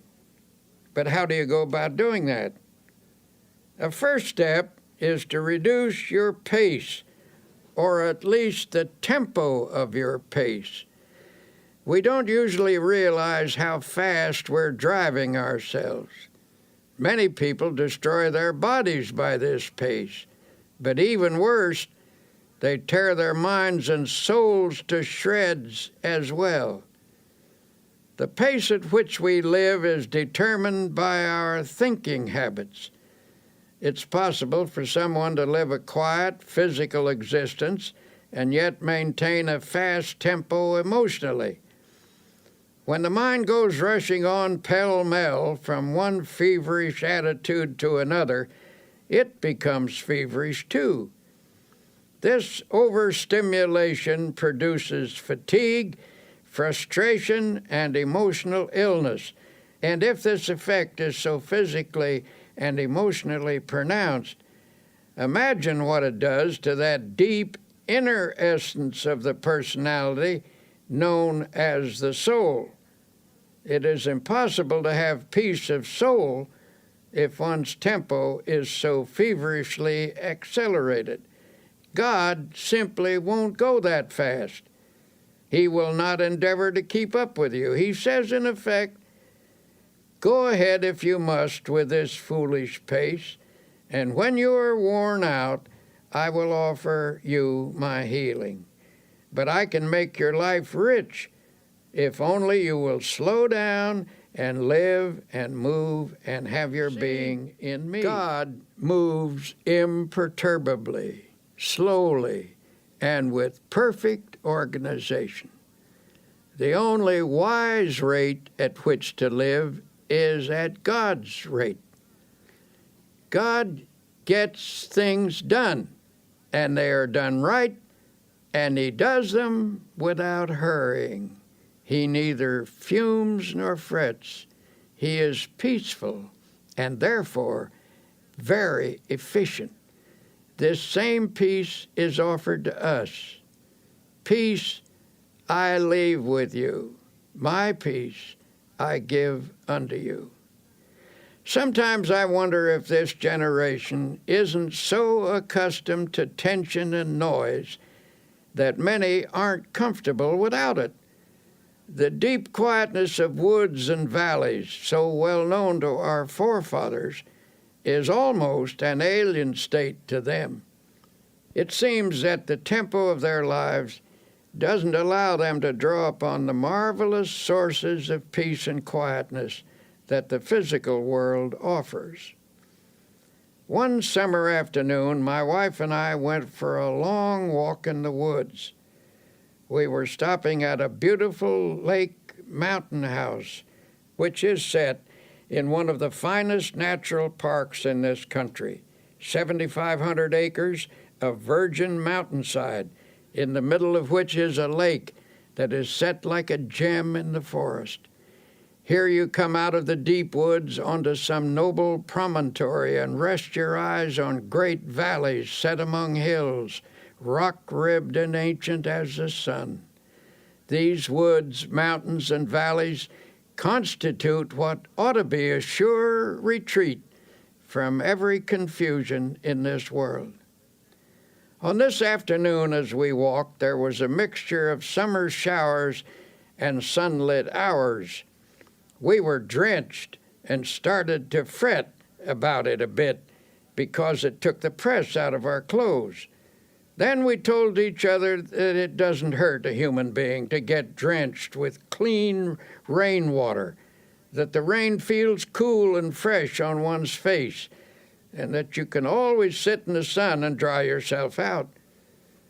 So we walked under the trees and talked, and then fell silent. We were listening deeply to the quietness. In the strict sense, the woods are never still. There is tremendous activity always in the process. But on this beautiful afternoon, nature's sounds were quiet, harmonious. Nature was laying its hand of healing quietness upon us, and we could actually feel the tension being drawn off. Just as we were falling under this spell, the faint sounds of something passing for music came to us. It was a nervous, high-strung music, so popular these days. And presently through the woods came 3 young people, and one of them was lugging a portable radio. City people out for a walk in the woods, and tragically enough, were bringing their noise along with them. They were nice folk, too, for they stopped and we had a pleasant talk with them. It occurred to me to ask them to turn that thing off and listen to the music of the woods. But I didn't feel it was my business to instruct them, and finally they went on their way. We commented on the loss they were incurring, that they could pass through this peacefulness and not give ear to the music that is as old as the world, harmony and melody the like of which man has never equaled, the song of the wind through the trees, the sweet notes of birds singing their hearts out, the whole background of the music of the spheres. Remember the words of Jesus, "Come ye yourselves apart into a desert place and rest a while." Frequently enough, I've had to remind myself to practice this truth. But we must discipline ourselves to quietness if we expect its benefits in our lives. To help reduce the tension that seems to dominate people everywhere, you can start by reducing your pace. To do that, you will need to slow down and quiet down. Do not fume. Do not fret. Practice being peaceful. Practice the peace of God, which passeth all understanding. Then note the quiet sense of power that wells up within you. A physician gave some rather unusual advice to a patient of his, one of those aggressive, go-getter types of businessmen. This man had been telling him that he takes his briefcase home with him every night, packed with important work that must get done right away. When the doctor asked if someone else couldn't help him with it, the man snapped, "Nope, I'm the only one who can do it. Everything depends on me." The doctor asked, "If I write a prescription, will you follow it?" This, believe it or not, was the prescription. His patient was to take off 2 hours every working day and go for a long walk. Then he was to take off a half day a week and spend that half day in a cemetery. In astonishment, the patient demanded, "Why should I spend a half day in a cemetery?" "Because," answered the doctor, "I want you to wander around and look at the gravestones of men who are there permanently.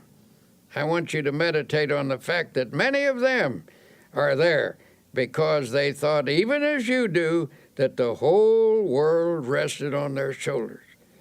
Meditate on the solemn fact that when you get there permanently, the world will go on just the same. There are times when it is essential to check our headlong pace, and it must be emphasized that the only way to stop is to stop. Believe me, I know personally from a certain city to give a lecture and was met at the plane by a committee. I was rushed to a bookstore where I had an autographing party, and then to another bookstore where another autographing party was held. Then they rushed me to a luncheon. After rushing through the luncheon, I was rushed to a meeting. After the meeting, I was rushed back to the hotel, where I changed my clothes and was rushed back to a reception, where I met several hundred people and drank 3 glasses of fruit punch. Then I was rushed back to the hotel and told I had 20 minutes to dress for dinner. When I was getting dressed, the phone rang and somebody said, "Hurry, hurry, we must rush down to dinner." Excitedly, I chattered, "I will rush right down." I rushed from the room and was so excited that I could scarcely get the key into the lock. Hastily, I checked myself to make sure I was completely dressed and rushed toward the elevator. All of a sudden, I stopped. I was out of breath. I asked myself, just what is this all about? What is the meaning of this ceaseless rush? This is ridiculous. Then I declared independence and said, I don't care if I go to dinner or not. I do not care whether I make a speech. I do not have to go to this dinner, and I do not have to give a speech. So deliberately and slowly I walked back to my room and took my time about opening the door. I telephoned the man downstairs and said, if you want to eat, go ahead. If you want to save a place for me, I will be down after a while when I'm good and ready. But I'm not going to rush anymore. So I removed my coat, sat down, took off my shoes, put my feet up on the table, and just sat. Then I opened the Bible and very slowly read aloud the 121st Psalm. I will lift up mine eyes unto the hills, from whence cometh my help. I closed the book and had a little talk with myself, saying, come on now, son, start living a slower pace and a more relaxed life. And then I affirmed, God is here and his peace is touching me. I don't need anything to eat, I reasoned. I eat too much anyway. Besides, the dinner will probably not be very good, and if I am quiet now, I will give a better speech at 8 o'clock. So I sat there resting and praying for a while. I shall never forget the sense of peace and personal mastery I had when I walked out of that room.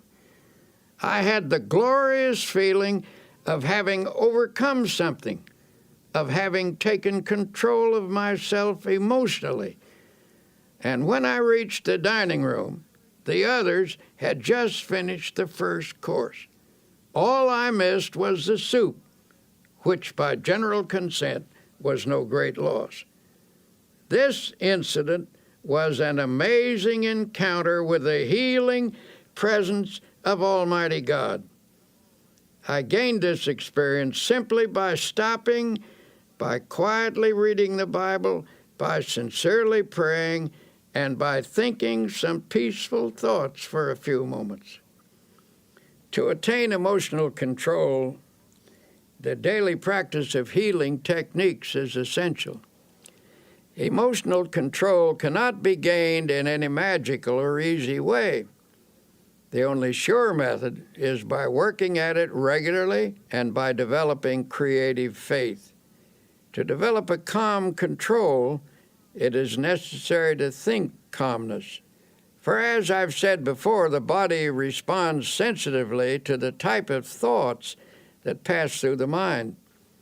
It is also true that the mind can be quieted by first making the body quiet.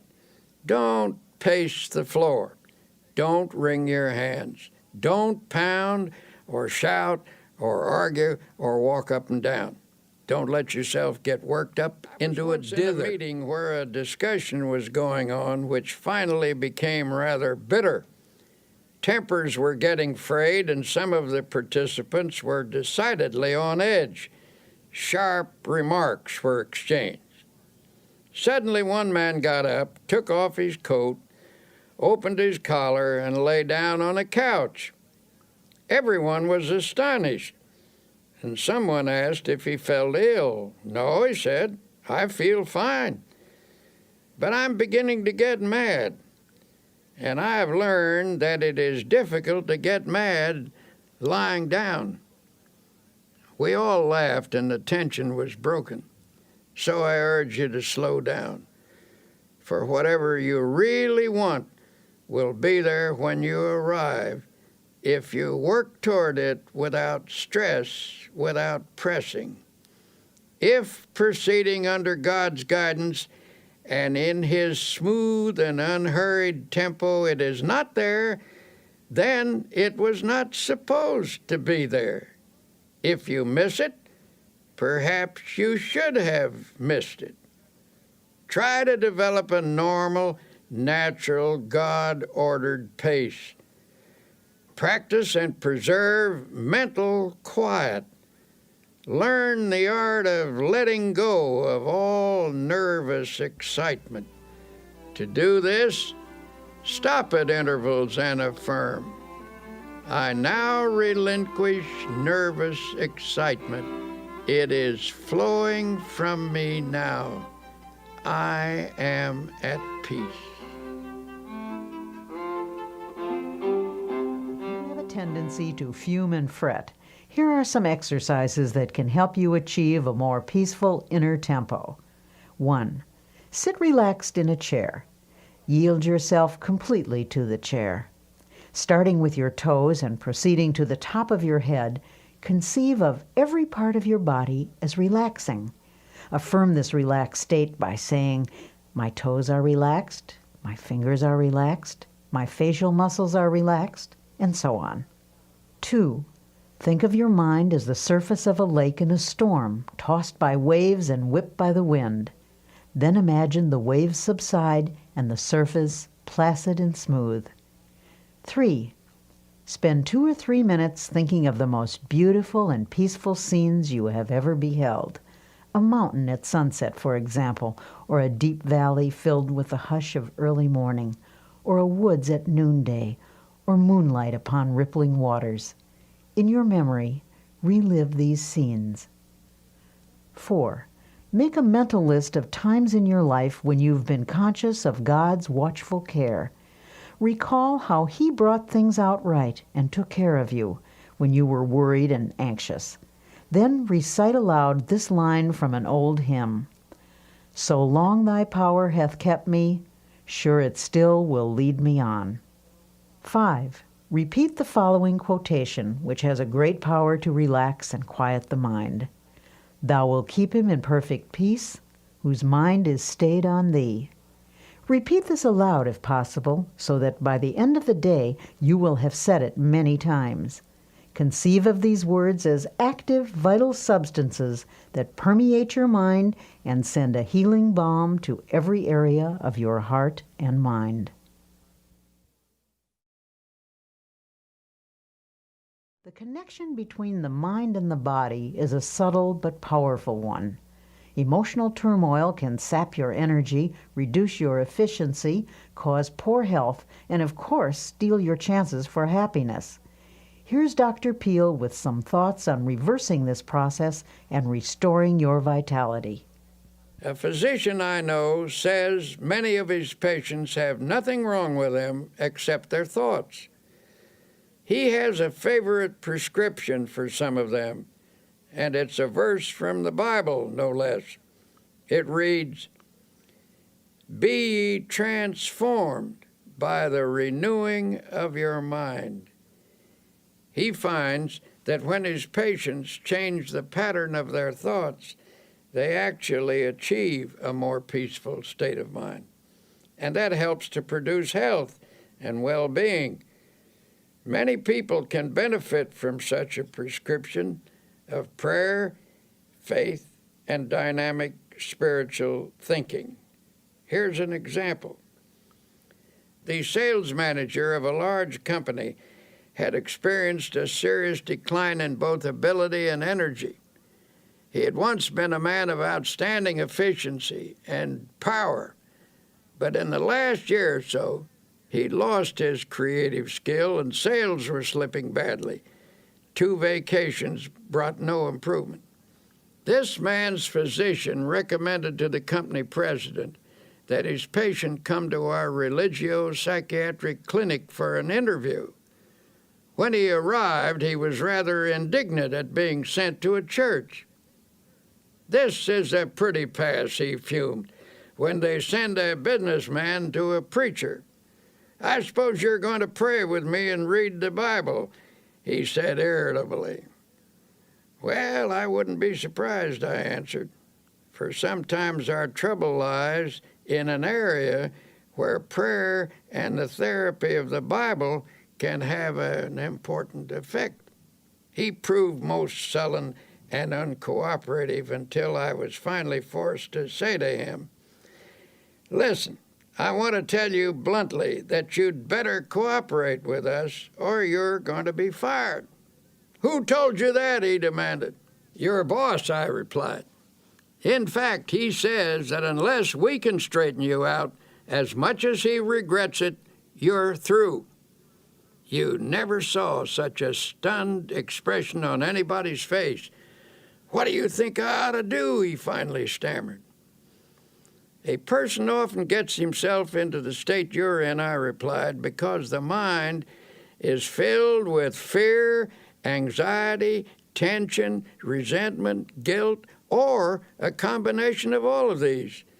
When these ingredients accumulate to a certain weight, the personality cannot support them any longer and gives way. Normal sources of emotional, spiritual, and intellectual power become clogged up. The person becomes bogged down by resentment, fear, or guilt. I don't know your trouble, but I suggest you think of me as a sympathetic friend with whom you can be absolutely open, and that you begin to tell me all about yourself. I emphasize the importance of concealing nothing and of emptying whatever fears, resentments, or guilt feelings might be in his mind." It was rather difficult to get him to talk, for he was essentially a decent person and had a strong sense of shame. In due course, the troubles came out. He'd committed a series of sins, and these involved him in a complicated maze of lies. He was living in fear of exposure, and all in all, it was a most pathetic mass of inner confusion. Never forget the way he reacted when it was all over. Standing on his feet, he began to stretch. He stood on tiptoes, reaching his fingers toward the ceiling, and then took a deep breath. "My," he said, "I feel good." It was a dramatic expression of release and relief. Then I suggested that he pray and ask God to forgive him and to fill him with peace and cleanness. "Do you mean for me to pray aloud?" he asked dubiously. "I never did that in my whole life." "Yes," I said, "it's a good practice, one that will strengthen you." It was a simple prayer, and as best as I can recall it, this is what he said. "Dear Lord, I've been an unclean man, and I'm sorry for the wrong I have done. I've poured it all out to my friend here. I now ask you to forgive me and to fill me with peace. Also, make me strong so that I will never repeat these actions. Help me to be clean again, and better, lots better." He went back to his office that very day. Nothing was ever said to him, and it did not need to be, for soon he got back into stride and regained his position as one of the best sales managers in his city. Later, I met his president, who said, "I don't know what you did to Bill, but now he certainly is a ball of fire." "It wasn't me," I replied. Every thoughtful person who has ever considered the matter realizes that doctors are right when they tell us that grudges, resentment, jealousy, vindictiveness, hate, and so on are attitudes that produce poor health. The effects of anger are among the worst. Have a fit of anger and experience for yourself that sinking feeling in the pit of your stomach, that sense of sickness. Chemical reactions in the body are set up by emotional outbursts, which in turn result in feelings of ill health. Should these continue, either violently or in a simmering state, over a period of time, the general condition of the body will deteriorate. Violent negative emotions place great strain upon the heart. One doctor describes how common it is for a person's blood pressure to jump 60 points almost instantly in response to an outburst of anger. A colleague of his suffered from a heart condition and knew that he was at the mercy of anyone who could annoy him. His death, in fact, resulted from a heart attack caused by a fit of anger when he forgot to discipline himself. This doctor suggests, whenever a problem starts to vex you or you begin to get angry, let yourself go limp all over. This will dissipate your inner turmoil. In a speech to the American College of Physicians, Dr. Edward Weiss of Temple University Medical School stated that emotions and feelings are quite as real as germs and no less respectable in their power. The pain and suffering of diseases caused primarily by the emotions are no more imaginary than those caused by bacteria. For example, chronic victims of pains and aches in the muscles and joints may be suffering from nursing a smoldering grudge against someone, possibly close to them. And usually a patient is completely unconscious of his own role in developing the disease. Such persons are often suffering from a disorder of their feelings, often linked to a marital or parent-child problem. I was once told about a woman who came to her doctor complaining that her hands kept breaking out, a problem which was diagnosed as eczema. This doctor encouraged his patient to talk about herself. It turned out that she was a very rigid, unhappy person, and he encouraged her to see a psychiatrist for help. The psychiatrist saw at once that there was some irritating situation in her life that she was translating outwardly in the form of a skin rash. Thus, she was taking out on her own body the urge to scratch something or someone. The doctor finally put it to her bluntly. "What's eating you? You're peeved at something, aren't you?" He reported that she stiffened up like a ramrod and marched right out of the office, so he knew he'd been on target. A few days later, she came back. Due to the agony of the eczema, she was ready to let him help her, even if it meant she had to give up a hatred. It turned out to be a family argument about a will. This woman felt she'd been unfairly treated by a younger brother. She got rid of her hostility and made up with her brother. The eczema vanished within 24 hours. Such cases go on and on. When people allow their emotions to get the better of them, their body responds by breaking down in small or sometimes in large and grave ways. How we think we feel physically has a definite effect on how we do feel. If your mind tells you you're tired or ill, the nerves and the muscles accept that as a fact. On the other hand, if you convince yourself that you feel refreshed and healthy, energy and well-being can also be generated. The body is designed to produce all the energy you need over an amazingly long period of time.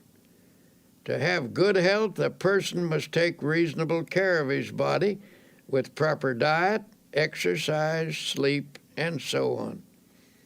To complete the prescription, a well-balanced emotional life is also necessary. When body, mind, and spirit work harmoniously, energy is continuously replaced. The longer I live, the more I'm convinced that neither age nor circumstance needs to deprive us of energy and vitality. If you are feeling under par, I recommend that you do a very scrupulous self-analysis. Honestly, ask yourself if you're harboring any ill will or resentment or grudges, and if so, cast them out. Every day and every night of your life, these feelings eat away at you. Emotional ills sap your energy, reduce your efficiency, cause poor health, and of course, they steal your chances for happiness. And yet some people still think that when the Bible tells us not to hate or get angry, it is theoretical advice. The Bible is not theoretical. It is our greatest book of wisdom. It is filled with practical advice on living and on health. Since irritation, anger, hate, and resentment have such a powerful effect on our health, what is the antidote? Obviously, the solution is to fill the mind with attitudes of goodwill, forgiveness, faith, love, and an indomitable spirit. In conquering such negative emotions, here are some practical suggestions. 1. Remember that anger is an emotion, and an emotion is always warm, even hot. To reduce an emotion, cool it. We all know that when a person gets angry, hands clench, the voice rises stridently, muscles tense, the body becomes rigid. Physically, you become poised to fight with adrenaline shooting through your body. To counter this reaction, deliberately oppose the heat of this emotion with coolness. Freeze it out. Use your will to keep your hands from clenching by holding your fingers out straight. Deliberately reduce the tone of your voice. Bring it down to a whisper. Slump in a chair or even lie down if possible. Remember, it's difficult to argue in a whisper or even get mad while lying down. At the moment, it may be a bit hard to pray, but try it anyway. At least conjure up a picture of God in your mind and try to think of Him angry as you are. You can't do it, and the effort will serve to puncture your hostility. Instead of counting to 10 when you feel anger mounting, try the first 10 words of the Our Father. Our Father, who art in heaven, hallowed be thy name. Say that 10 times and your anger will lose its power. Anger is an emotion which is sometimes the accumulation of many minor irritations. These irritations, each rather small, gather force as one is added to another, finally bursting forth in a fury. To dry up the tiny drops that feed the great river of anger, make a list of everything that irritates you, no matter how inconsequential it may seem. Then make each separate irritation a special object of prayer. Get a victory over each, one at a time. Instead of destroying all of your consolidated anger, use prayer to snip away at each annoyance. When a situation occurs in which your feelings are hurt, get it straightened out as quickly as possible. Don't brood over it. Do something about it. Don't allow yourself to sulk or indulge in self-pity or mope around with resentful thoughts. If your feelings are hurt, see if you can talk to the person you're having trouble with. try to resolve the situation right away so the incident doesn't get distorted or out of proportion. Put some spiritual iodine on the hurt by saying a prayer of love and forgiveness. Allow the grievance to drain out of your mind. Go to someone you trust and pour it out until not a vestige of it remains within you. Then pray for people who hurt your feelings. Continue this until you feel the malice fading away. You may have to pray for quite a while to get this result. Little prayer. May the love of God fill my heart. Then add this line. May the love of God for that person who has hurt me flood my soul. Pray this and mean it. Take the advice of Jesus literally when he said to forgive 70 times 7. That comes to 490 times. Before you have forgiven a person that many times, you will be free of resentment.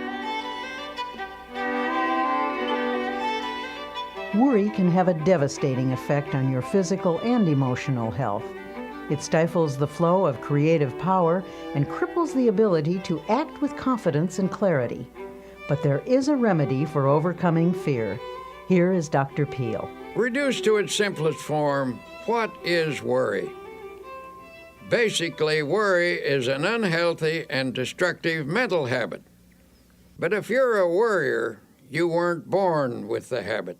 You acquired it, and like any habit or acquired attitude, you can cast worry from your mind. A famous psychiatrist asserts that anxiety is the great modern plague.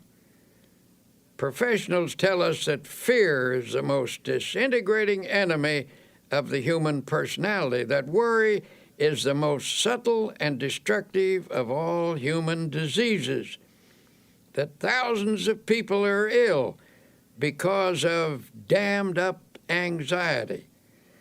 Because these sufferers are unable to expel their anxieties, they've turned their problems inward, causing many forms of ill health.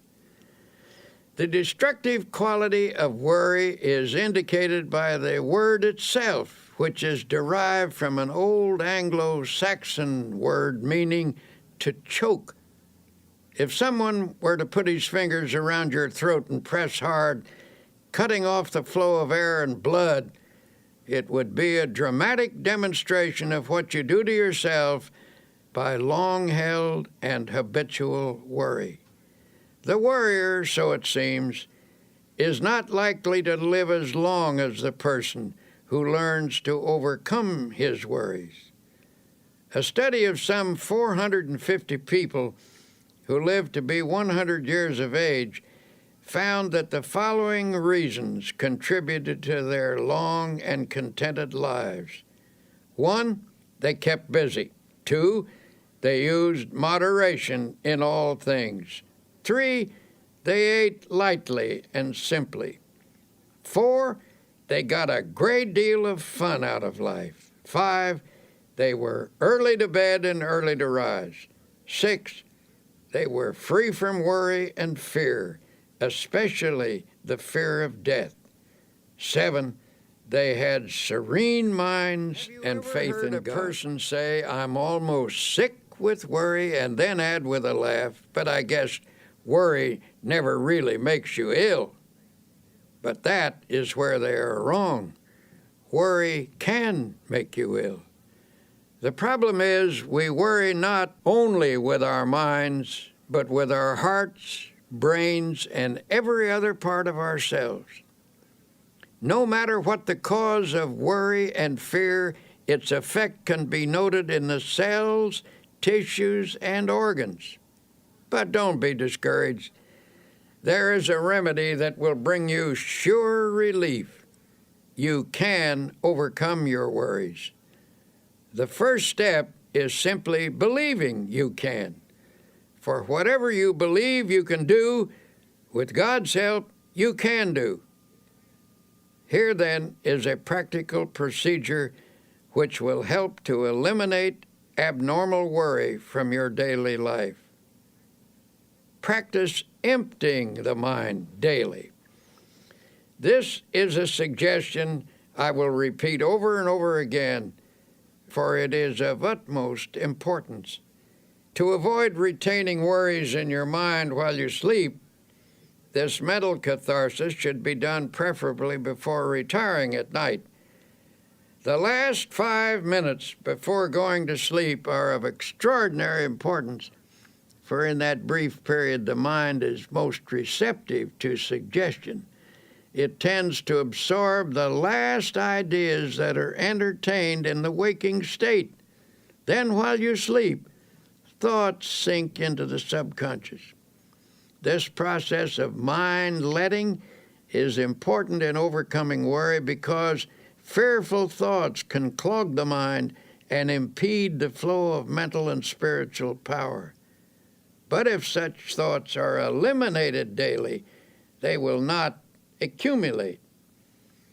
To help drain away these thoughts, you might use a process of creative imagination in which you conceive of yourself as actually emptying your mind of all anxiety and fear. Think of the remarkable imaginative skill of small children. Watch how they respond to the game of kissing away a hurt. Imagination is not simply the use of fantasy. The word imagination comes from the idea of imaging, that is, creating images in our mind. Imagineering is the use of mental images to build factual results, and it is an astonishingly effective procedure. What you create with your imagination, whether it is an image of fear or of release from fear, may ultimately become a fact if it is held in your mind with sufficient faith.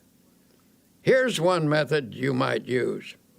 Picture all your worry thoughts flowing out from you in the same way that water flows from a basin by removing the stopper. During this visualization, repeat the following affirmation. With God's help, I am now emptying my mind of all anxiety, all fear, all sense of insecurity. Repeat this slowly 5 times. Then add, I believe that my mind is now emptied of all anxiety, all fear, all sense of insecurity. Repeat the statement 5 times while holding a mental picture of your mind as being emptied. Then thank God for thus freeing you from fear, and then go to sleep. The curative process. Use this method mid-morning and mid-afternoon as well as bedtime. Go into some quiet place for 5 minutes for this purpose. Do this faithfully, and you will soon know its beneficial results. In due course, this thinking will drive out worry. I cannot emphasize enough the importance of freeing your mind from worry and fear. Fear something over a long period of time, and there is a real possibility that you may actually help bring it to pass. The Bible contains a line which is one of the most terrible statements ever made, terrible in its truth.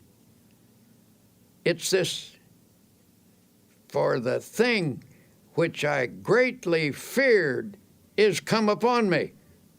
Of course it will. For if you fear something continuously, you tend to create conditions in your mind that encourage its development. Faith is the one power against which fear cannot stand. Master faith, and you will automatically master fear. As the Bible also suggests, that which I have greatly believed has come upon me. In many different ways, the Bible tells us that if we have faith, nothing is impossible. So if you shift your mind from fear to faith, You will stop creating the object of your fear and will instead create the object of your faith. In the campaign against the worry habit, here's a useful strategy. The vast tree of worry which has grown up in your personality over long years can best be handled by making it as small as possible. First, snip off the little worries and expressions of worry. For example, reduce the number of worry words in your conversation. Words may be the result of worry, but they also create worry. When a worry thought comes to mind, immediately remove it with a faith expression. For example, instead of saying, "I'm worried that I will miss the train," put the worry out of your mind with a prayer and get started a little earlier. The less worrying you do, the more likely you are to be well organized, for the uncluttered mind is systematic and better able to regulate time. A friend of mine says that every morning before he gets up, he repeats the words, "I believe," 3 times. Thus, at the day's beginning, he conditions his mind to faith, and it never leaves the conviction that by faith he is going to overcome his problems and difficulties during the day.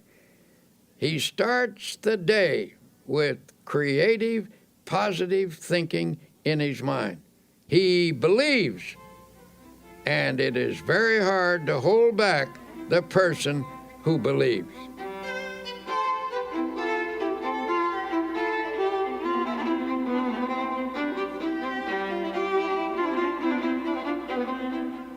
Many people fail to overcome troubles such as worry because they allow a problem to seem complicated. It can be very useful to attack the problem with some simple technique, something that dramatizes your war against worry I've seen was developed by a man who was once a tremendous worrier. At one point, he was worrying himself into a bad state of nerves and ill health. He suffered from continual doubt about whether or not he had done or said the right thing. He was always rehashing his decisions and getting unnerved about them. I suggested that he ought to work out some simple method that would help him drop the day completely when it was over and go ahead into the future. One day, I noticed that his state of mind was improving, and I commented on it. "Oh, yes," he said, "I finally got the secret, and it has worked amazingly well." He asked me to drop into his office sometime during the close of the day, and he would show me how he had broken the worry habit. One evening I did, and he explained that he'd worked out a little ritual to perform every night before leaving his office. We picked up our hats and coats and started toward the door. By the door stood a wastebasket, and above it on the wall was a calendar. You could see only one date at a time, and that date was in large print. He said, "Now I will perform my evening ritual, the one that has helped me break the worry habit." He reached up and tore off the calendar page for that day. He rolled it into a small ball, and I watched with fascination as his fingers slowly opened and he dropped that day into the wastebasket. He then closed his eyes and his lips moved. Upon finishing his prayer, he said, "Amen. Okay, the day is over. Come on, let's go out and enjoy ourselves." As we walked down the street, I asked, "Would you mind telling me what you said in that prayer?" He laughed and said, "I don't think it is your kind of prayer." "Well, I pray something like this: Lord, you gave me this day. I didn't ask for it, but I was glad to have it. I did the best I could with it, and you helped me, and I thank you. I made some mistakes. That was when I didn't follow your advice, and I'm sorry about that. Forgive me. But I had some victories and some successes too, and I'm very grateful for your guidance. But now, Lord, mistakes or successes, victories or defeats, the day is over, and I'm through with it. So I'm giving it back to you. Amen. Well, perhaps that isn't an orthodox prayer, but it certainly proved to be an effective one. He dramatized the finishing of the day, and he set his face to the future, expecting to do better tomorrow. When the day is over, God blacks it out by bringing down the curtain of night. This man cooperated with God's method, and his past mistakes and failures gradually lost their hold on him. He was released from the worries that accumulated from his yesterdays. His anti-worry formula is also described in these words from the Bible. But this one thing I do, forgetting those things which are behind, and reaching forth unto those things which are before, I press toward the mark for the prize of the high calling of God in Christ Jesus.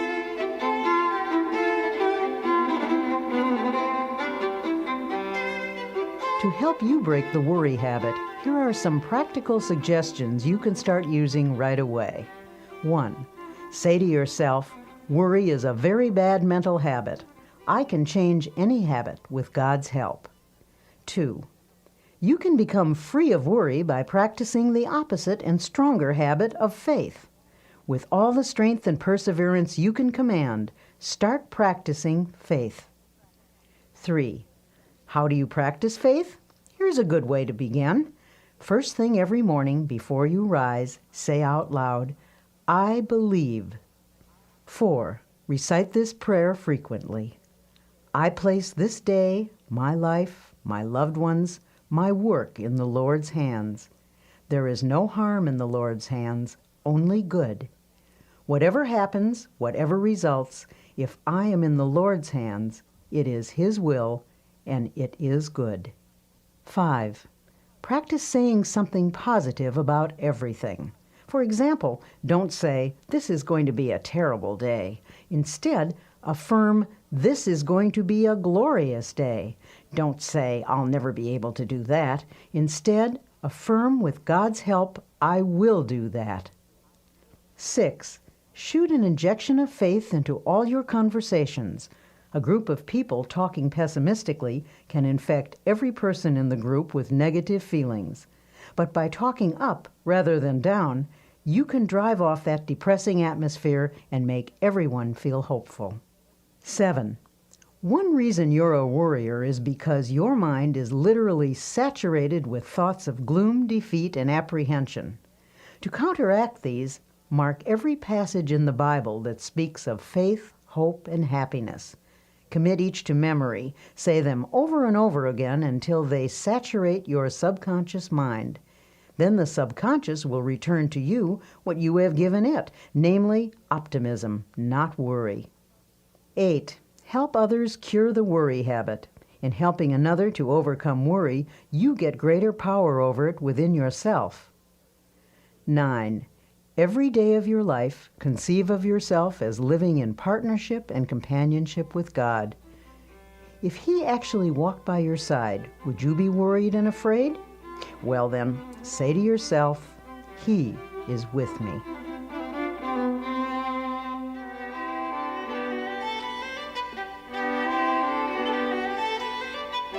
For most people, happiness is perhaps the most precious commodity in the world. And yet, all too often, it eludes us. In this segment called Create Your Own Happiness, you'll discover why happiness is really a state of mind. Once I met a man who absolutely bubbled over with radiant happiness. When I asked him his secret, he said, "Why, it's just as plain as the nose on your face." When I get up in the morning, I realize I have two choices, either to be happy or unhappy. And what do you think I do? I just choose to be happy, and that's all there is to it. Now, that may seem a superficial response, but I recall that Abraham Lincoln, who nobody could accuse of being superficial, said that people were just about as happy as they made their minds up to be. Perhaps the easiest thing in the world to find is a way of being unhappy. Just choose unhappiness. Go around telling yourself that things aren't going well, that nothing is satisfactory, and you can be quite sure of being unhappy. But say to yourself, things are going nicely, life is good, I choose happiness, and you can be quite sure of having your choice. Children are much more adept at finding happiness than most adults. The adult who can carry the spirit of a child into middle and old age is a kind of genius, for he will preserve the truly happy spirit with which God endows the young. The subtlety of Jesus Christ is remarkable, for he tells us that the way to live in this world is to have a childlike heart and mind. In other words, never get old or dull or jaded in spirit. Don't become super sophisticated. A 9-year-old was asked what makes her happy. She listed her playmates, her school, her church, and her family. That list incorporates all the elements that are important in adult life, too. Your friends and associates, your work, your place of worship, and the home circle where you find love. There you have happiness in a nutshell. And the happiest time of your life is in relation to those factors. A few other things that some boys and girls said made them happy. Street lights reflected on a river, smoke rising from a chimney, the moon in the clouds, red velvet, a swallow flying, water being cut at the bow of a boat, a fast train rushing, a builder's crane lifting something heavy, looking into deep, clear water. There is something of the most sublime element of the universe expressed in these things. To become a happy person, have eyes that see romance in the commonplace, a child's heart, a clean soul, and spiritual simplicity. Unfortunately for many people, unhappiness is their most frequent state of mind. But since a fundamental desire of every human being is for that state of existence called happiness, something should be done about all this misery. So many real problems are created by life itself, difficulties over which we have little or no control. It is simply foolish to further create our own. But the truth is, by our thoughts and attitudes, we distill out of the ingredients of life either happiness or unhappiness for ourselves. We can manufacture unhappiness simply by our thinking. We do this, for example, when we habitually take on negative attitudes, such as, everything is going to turn out badly, or other people are always getting what they don't deserve, or how come I never get what I want. Unhappiness is further increased when we saturate our minds with resentment, hate, fear, and worry. Well then, if we ourselves create such a large proportion of our unhappiness, how can we produce happiness instead? An incident from one of my railroad journeys may suggest an answer. One morning, a half dozen of us were shaving in the men's lounge. As always in such close quarters after a night on a train, this group of strangers was not disposed to be cheerful. There was little conversation, and that little was mostly mumbled. Then a man came in wearing a broad smile. He greeted us all with a bright good morning, but received rather unenthusiastic grunts in return. As he went about his shaving, he was humming a happy little tune. It got a bit on the nerves of some of the men, and finally one said rather sarcastically, "You certainly seem to be happy this morning. Why all the cheer?" "Yes," the man answered. "As a matter of fact, I am happy. I do feel cheerful." Then he added, "I make it a habit to be happy." That's all he said. But that simple statement is really quite profound. For happiness depends, to an important degree, upon the habit of mind we cultivate. The book of Proverbs, that collection of wise sayings, puts it in another way. "He that is of a merry heart hath a continual feast."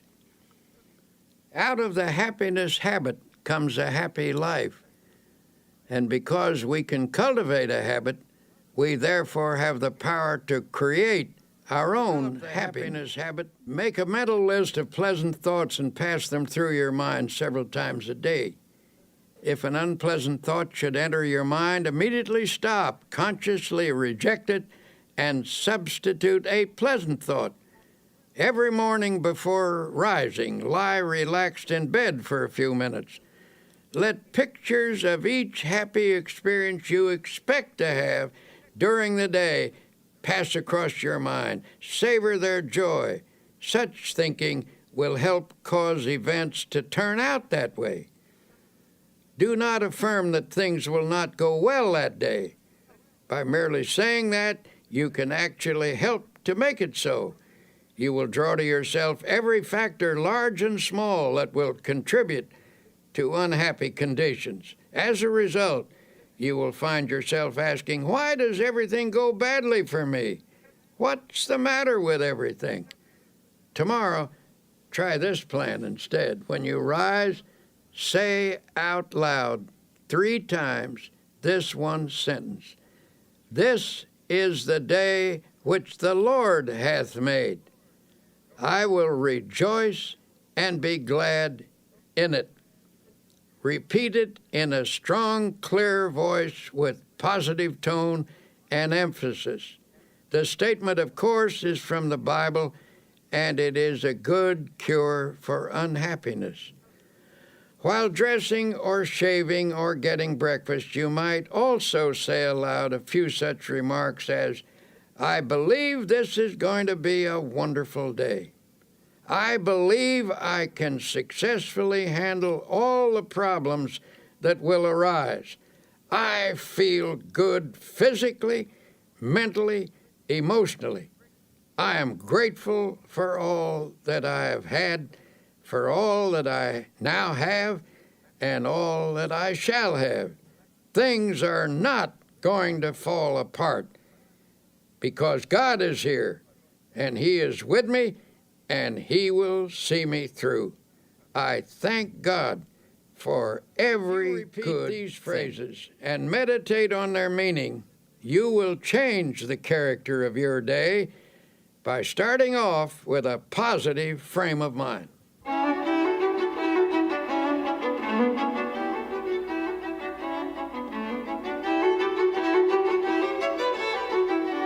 And yet it is not enough to practice even such important techniques as these unless throughout the day you also base your actions upon fundamental principles of happy living.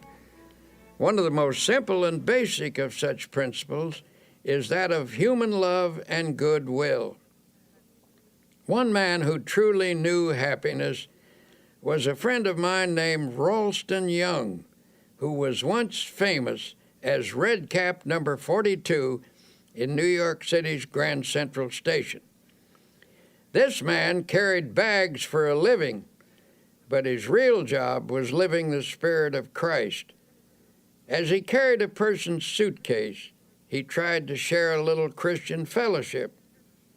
He carefully watched a customer to see if there was any way he could give them more courage and hope. One day he was asked to take an elderly lady down to her train. As he wheeled her into an elevator, he noticed there were tears in her eyes. He asked the Lord how he could help her, and the Lord gave him an idea. As he wheeled her off the elevator, he said with a smile, "Ma'am, if you don't mind my saying so, that is a mighty pretty hat you're wearing." She looked up at him and said, "Why, thank you. And I might add," he said, "that sure is a pretty dress you have on. I like it so much." This appealed to her, and despite the fact that she wasn't feeling well, she brightened up and asked, "Why in the world did you say those nice things to me? It's very thoughtful of you." "Well," he said, "I saw how unhappy you were. I saw that you were crying, and I just asked the Lord how I could help you. The Lord said, speak to her about her hat. The dress," he added, "was my own idea." When he asked her if she didn't feel well, she told him that she was in constant pain. She asked him, "Do you by any chance know what it means to be in pain all the time?" Ralston had an answer. "Yes, ma'am, I do. A long time ago I lost an eye, and it hurt like a hot iron day and night. But," she said, "you seem to be happy now. How did you do it?" By this time he had her in her seat in the train, and he said, "Prayer, ma'am, just by prayer." Softly she asked, "Does prayer, just prayer, take your pain away?" "Well," answered Ralston, "perhaps it doesn't always take it away. I can't say that it does, but it always helps to overcome it so it doesn't seem like it hurts so much. Just keep on praying, ma'am, and I'll pray for you too." Her tears were dried now, and she looked up at him with a smile, took him by the hand, and said, "You've done me so much good." A year passed, and one night at the station a young woman came to see Ralston. She said, "I bring you a message from the dead. Before she died, my mother told me to find you and to tell you how much you helped her last year when you took her to the train in her wheelchair. She will always remember you, even in eternity, for you were so kind and loving and understanding." The young woman burst into tears and sobbed in her grief. Ralston stood quietly watching her. Then he said, "Don't cry, Missy. Don't cry. You shouldn't cry. Give a prayer of thanksgiving instead." She was surprised by this response, and Ralston went on, "Why, because many people have become orphans much younger than you. You had your mother a long, long time, and besides, you still have her. You will see her again. She is near to you now, and she always will be near to you.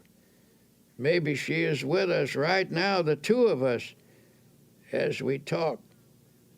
The sobs ended and the tears dried. Ralston's kindness had the same effect on the daughter as it had on the mother. In this huge station with thousands of people passing by, the two of them felt the presence of the Divine One, he who inspired this red cap to go around in this way, spreading love. As Tolstoy said, "Where love is, God is." And we might add, where God and love are, there is happiness. So a fundamental principle in creating happiness is just to practice love. In my travels about the country, I have been fortunate to encounter an increasing number of genuinely happy individuals.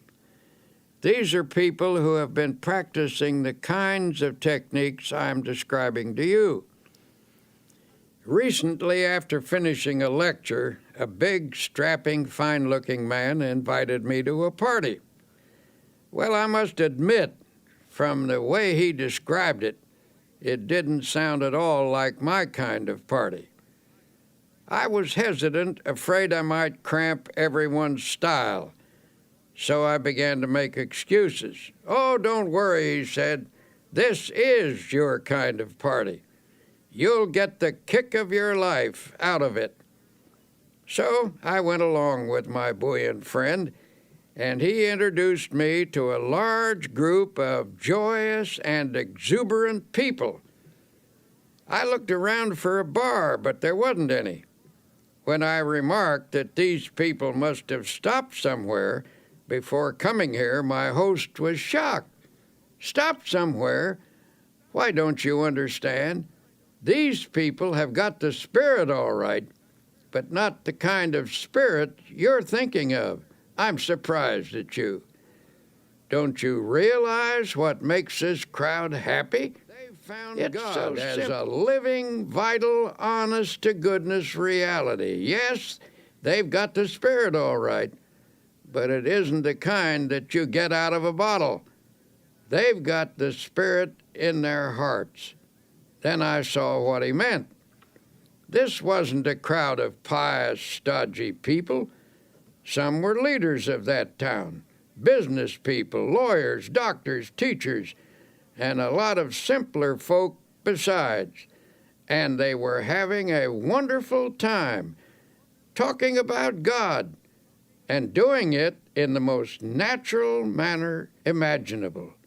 They were telling one another about the changes that had occurred in their lives through spiritual power. Those who have the naive notion that you can't laugh and be light-hearted when you're religious should have been in on that party. Well, I left that evening with a Bible verse running through my mind. "In him was life, and the life was the light of men." That was the light that I saw on the faces of those happy people, an inner light reflected outwardly on their faces, and it came from an effervescent spiritual something that they had taken into themselves. Life means vitality, and these people obviously were getting their vitality from God. Through faith in God and in themselves, they had found the power that creates confidence. If you want to create and a little happiness. more happiness in your life, here are a few ideas. 1, remember it is primarily your thoughts and attitudes that determine how happy you are. Never allow resentment, hate, fear, or worry to dominate your thoughts. 2, make it a habit to be happy. You can cultivate this habit, so you do have a choice. As the book of Proverbs says, "He that is of a merry heart hath a continual feast." 3, practice happy thinking. Make a mental list of pleasant thoughts and pass them through your mind several times each day. If an unpleasant thought should enter your mind, immediately stop, consciously reject it, and substitute a pleasant one. 4, each day when you arise, say this one sentence out loud. "This is the day which the Lord hath made. I will rejoice and be glad in it."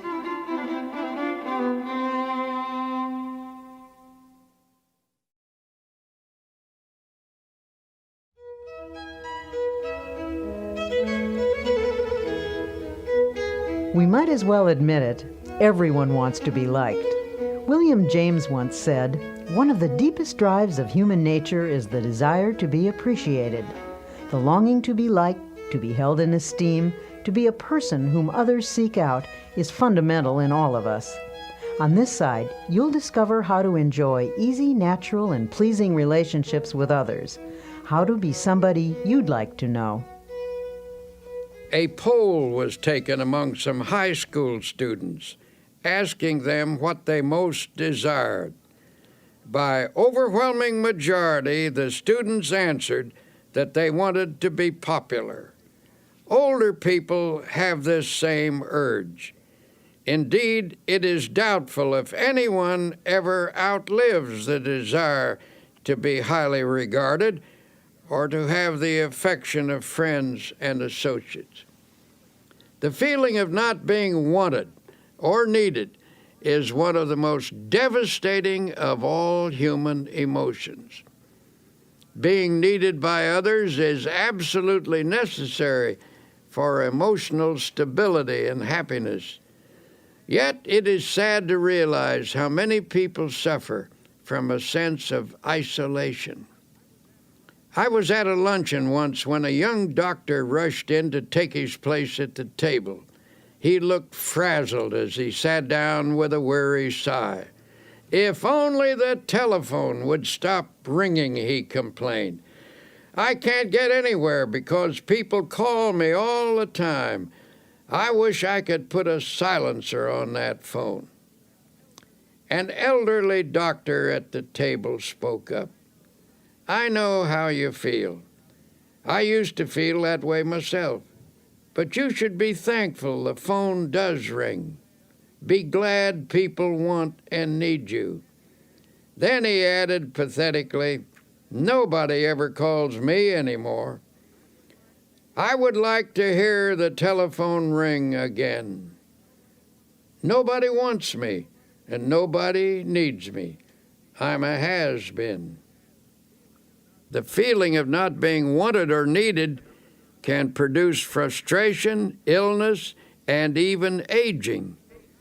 It is not only a sad way to live, but it is damaging to the human psyche.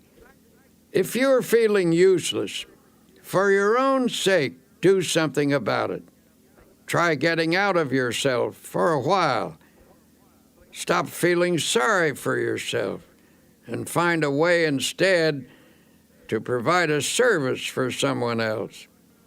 Think about people who are less fortunate than you who need help. Volunteer for a worthwhile cause. Not only will you find the esteem we all need, but others will greatly benefit by what you give. People who deliberately strive to be popular often fail in the attempt. Popularity sought purely for its own sake can be a superficial goal which encourages superficial results. On the other hand, we all know someone who has that extra something, a magnetism that comes from inner confidence. Without even trying, these people never seem to lack for friends. Before we begin talking about ways to improve your relationships, let me warn you that no one, no matter how terrific, is liked by everyone. It's a curious quirk in human nature, but there are certain people with whom we simply don't click. Even the Bible recognizes this fact about human nature, for it says, if it be possible, as much as lieth in you, live peaceably with all men. The Bible is a very realistic book. It knows people, their infinite possibilities, as well as their imperfections. The Bible advised the disciples that they should do their best to get along with the people in the villages they visited. But if they still couldn't do so, after trying sincerely, they were to shake off the very dust of the village from their feet. And whosoever will not receive you when you go out of that city, shake off the very dust from your feet for a testimony against them. This is all by way of saying that if you don't achieve perfect popularity with everyone, don't let it bother you too much. People have never mastered the knack of being sought after, and it's not for lack of trying.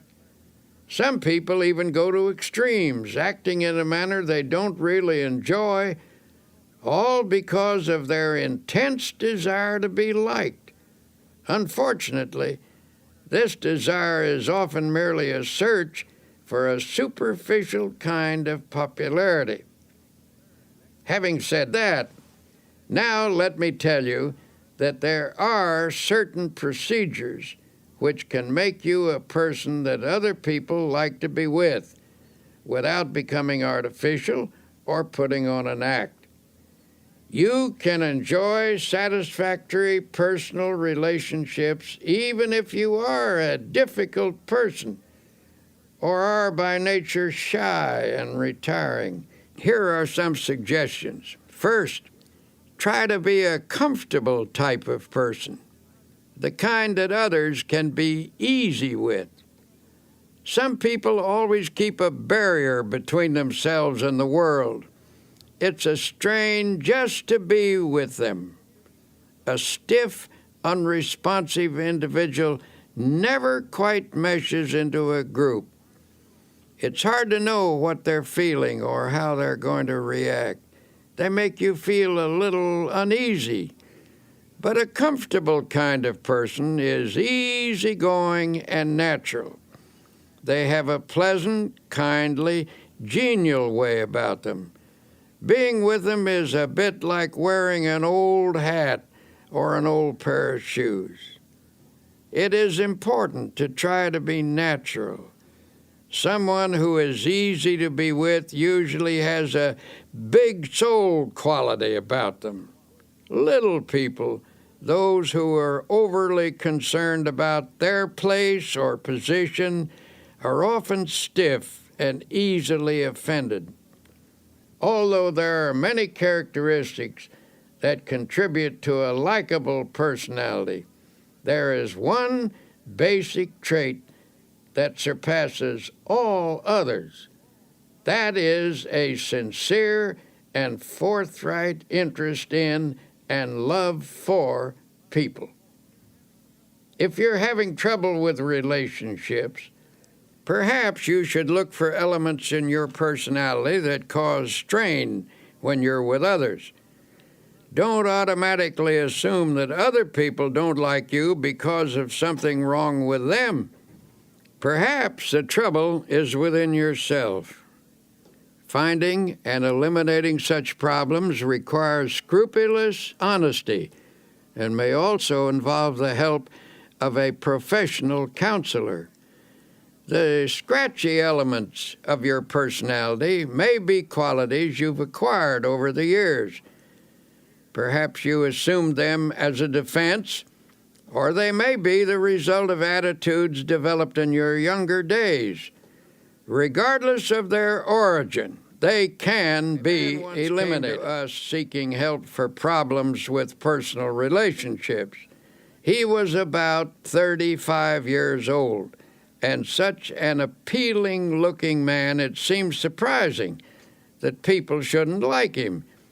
Yet he proceeded to outline an unhappy set of circumstances to illustrate his dismal failure with people. I do my best, he said. I've tried to put into practice the rules I've been taught about getting along with people, but I get nowhere with the effort. People just don't like me. After talking with him, the trouble became apparent. His manner of speech conveyed a persistently critical attitude. This attitude was thinly veiled, but still it was there. He had an unattractive way of pursing his lips, which indicated a kind of primness or reproof for everybody, as if he felt just a bit superior and disdainful. Isn't there some way to change myself so people will like me, he demanded.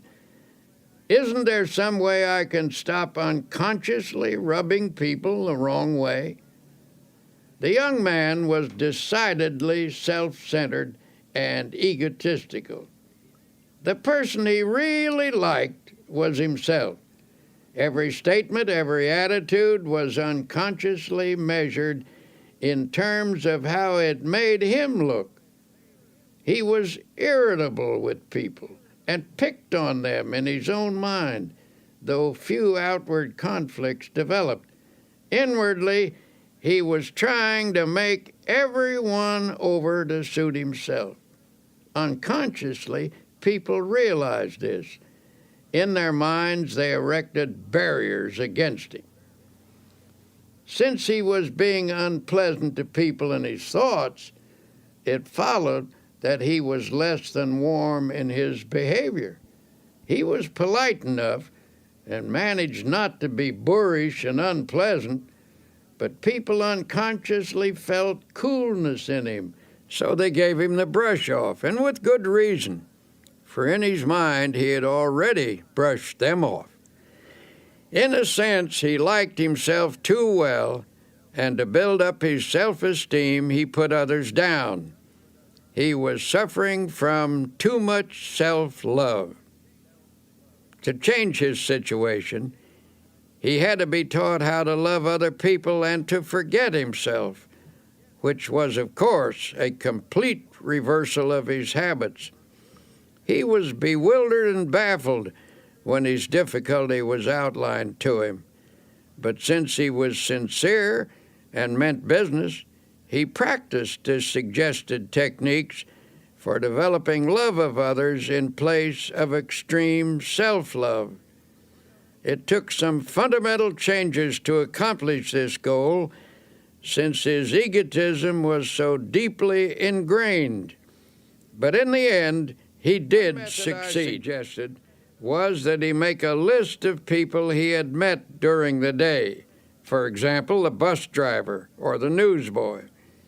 Every night before retiring, he was to mentally picture each person on the list, and as he brought each face up before him, he was to think a kindly thought about that person and then pray for them.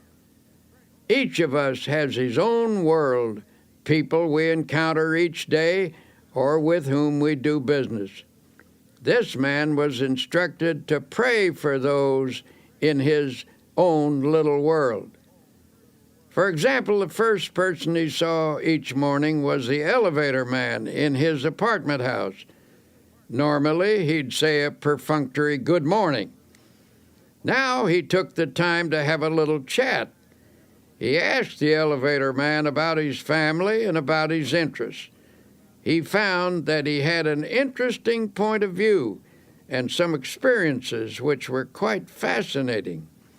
He began to see new values in a person who had previously been a mechanical robot to him. He actually began to like the elevator operator, and in turn, the elevator operator, who had formed a pretty accurate opinion of the young man, began to reverse his views. They established a friendly relationship. So the process went from person to person on his list.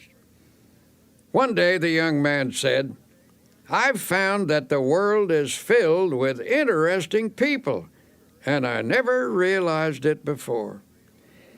When he made that observation, he proved that he was losing himself. And when he did that, as the Bible so wisely tells us, he found himself. In losing himself, he found himself and lots of new friends besides. People began to like him. Learning to pray for other people is a very important step in this process. When you pray for someone, you tend to lift the relationship to a higher level.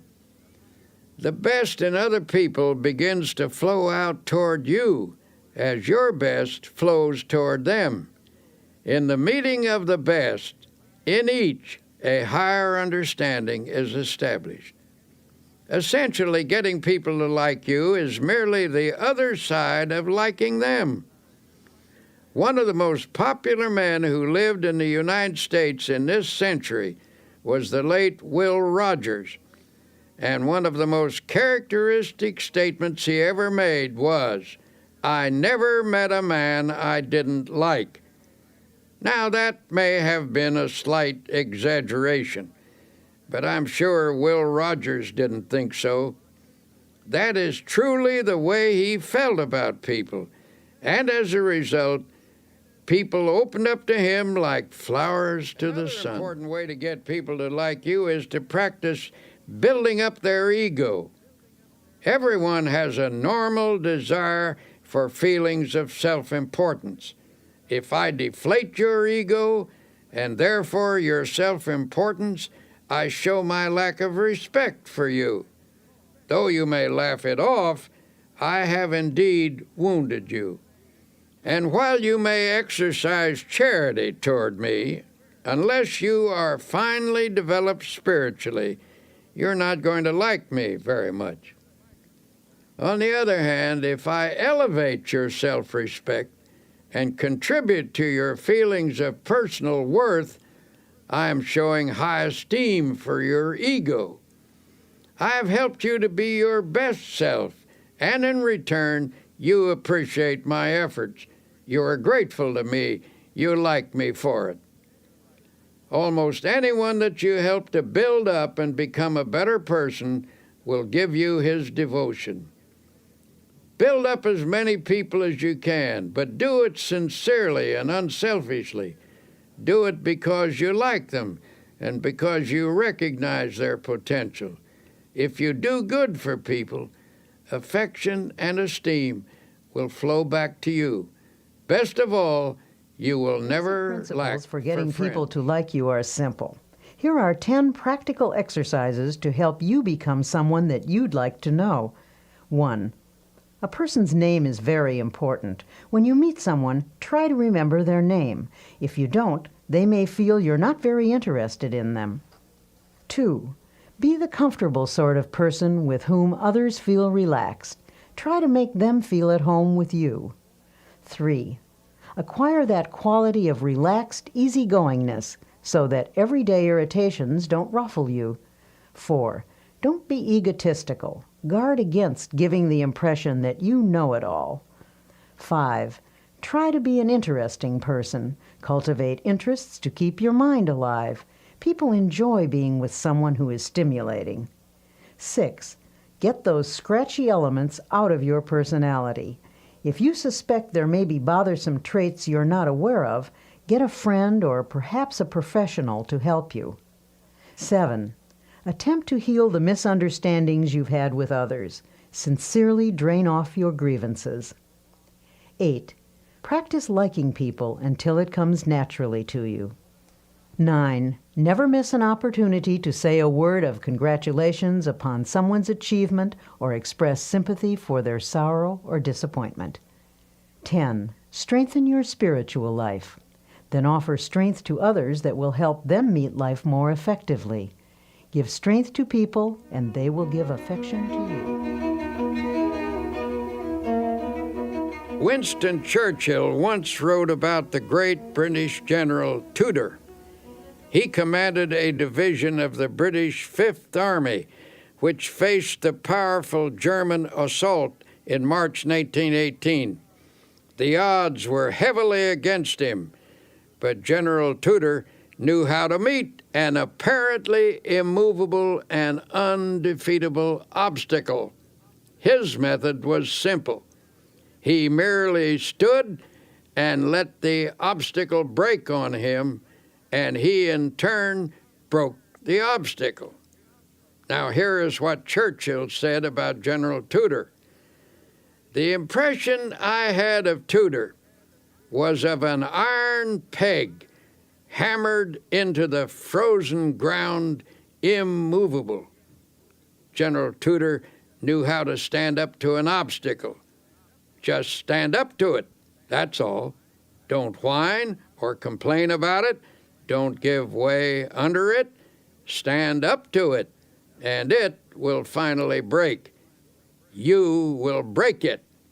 Something has to break, and it won't be you. It will be the obstacle. People who cringe in front of their challenges not only trip themselves up, but they can often affect a whole team or organization. People like the obstacle man, for example. Here's his story.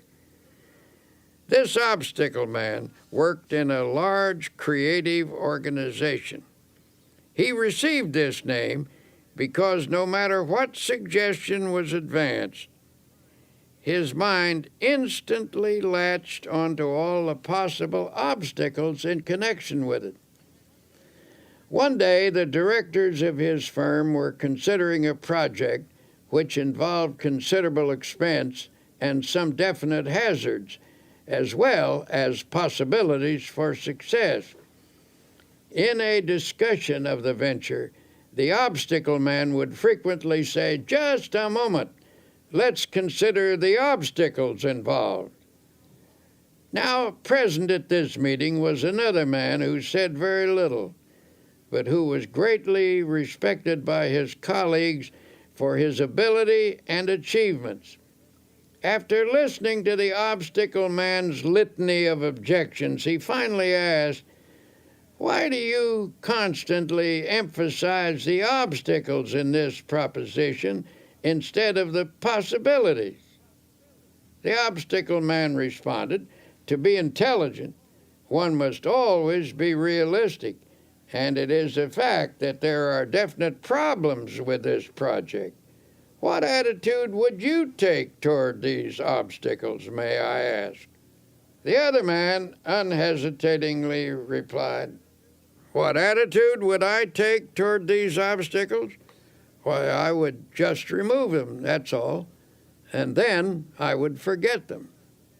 "But," said the obstacle man, "that's easier said than done.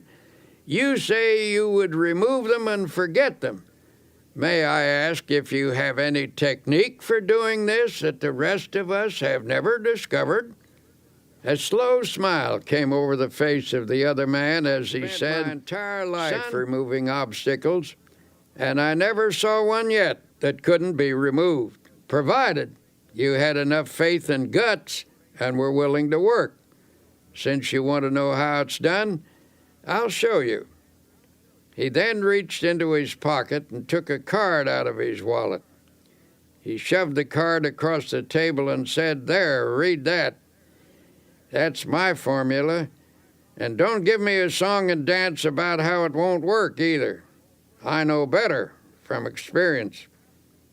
The obstacle man picked up the card and, with a strange look on his face, read the words to himself. "Read them out loud," urged the other man.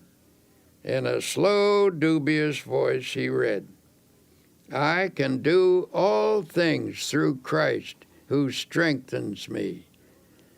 The owner of the card put it back in his wallet and said, "I've lived a long time and have faced a lot of difficulties, but there is power in those words, actual power, and with it you can remove any obstacle."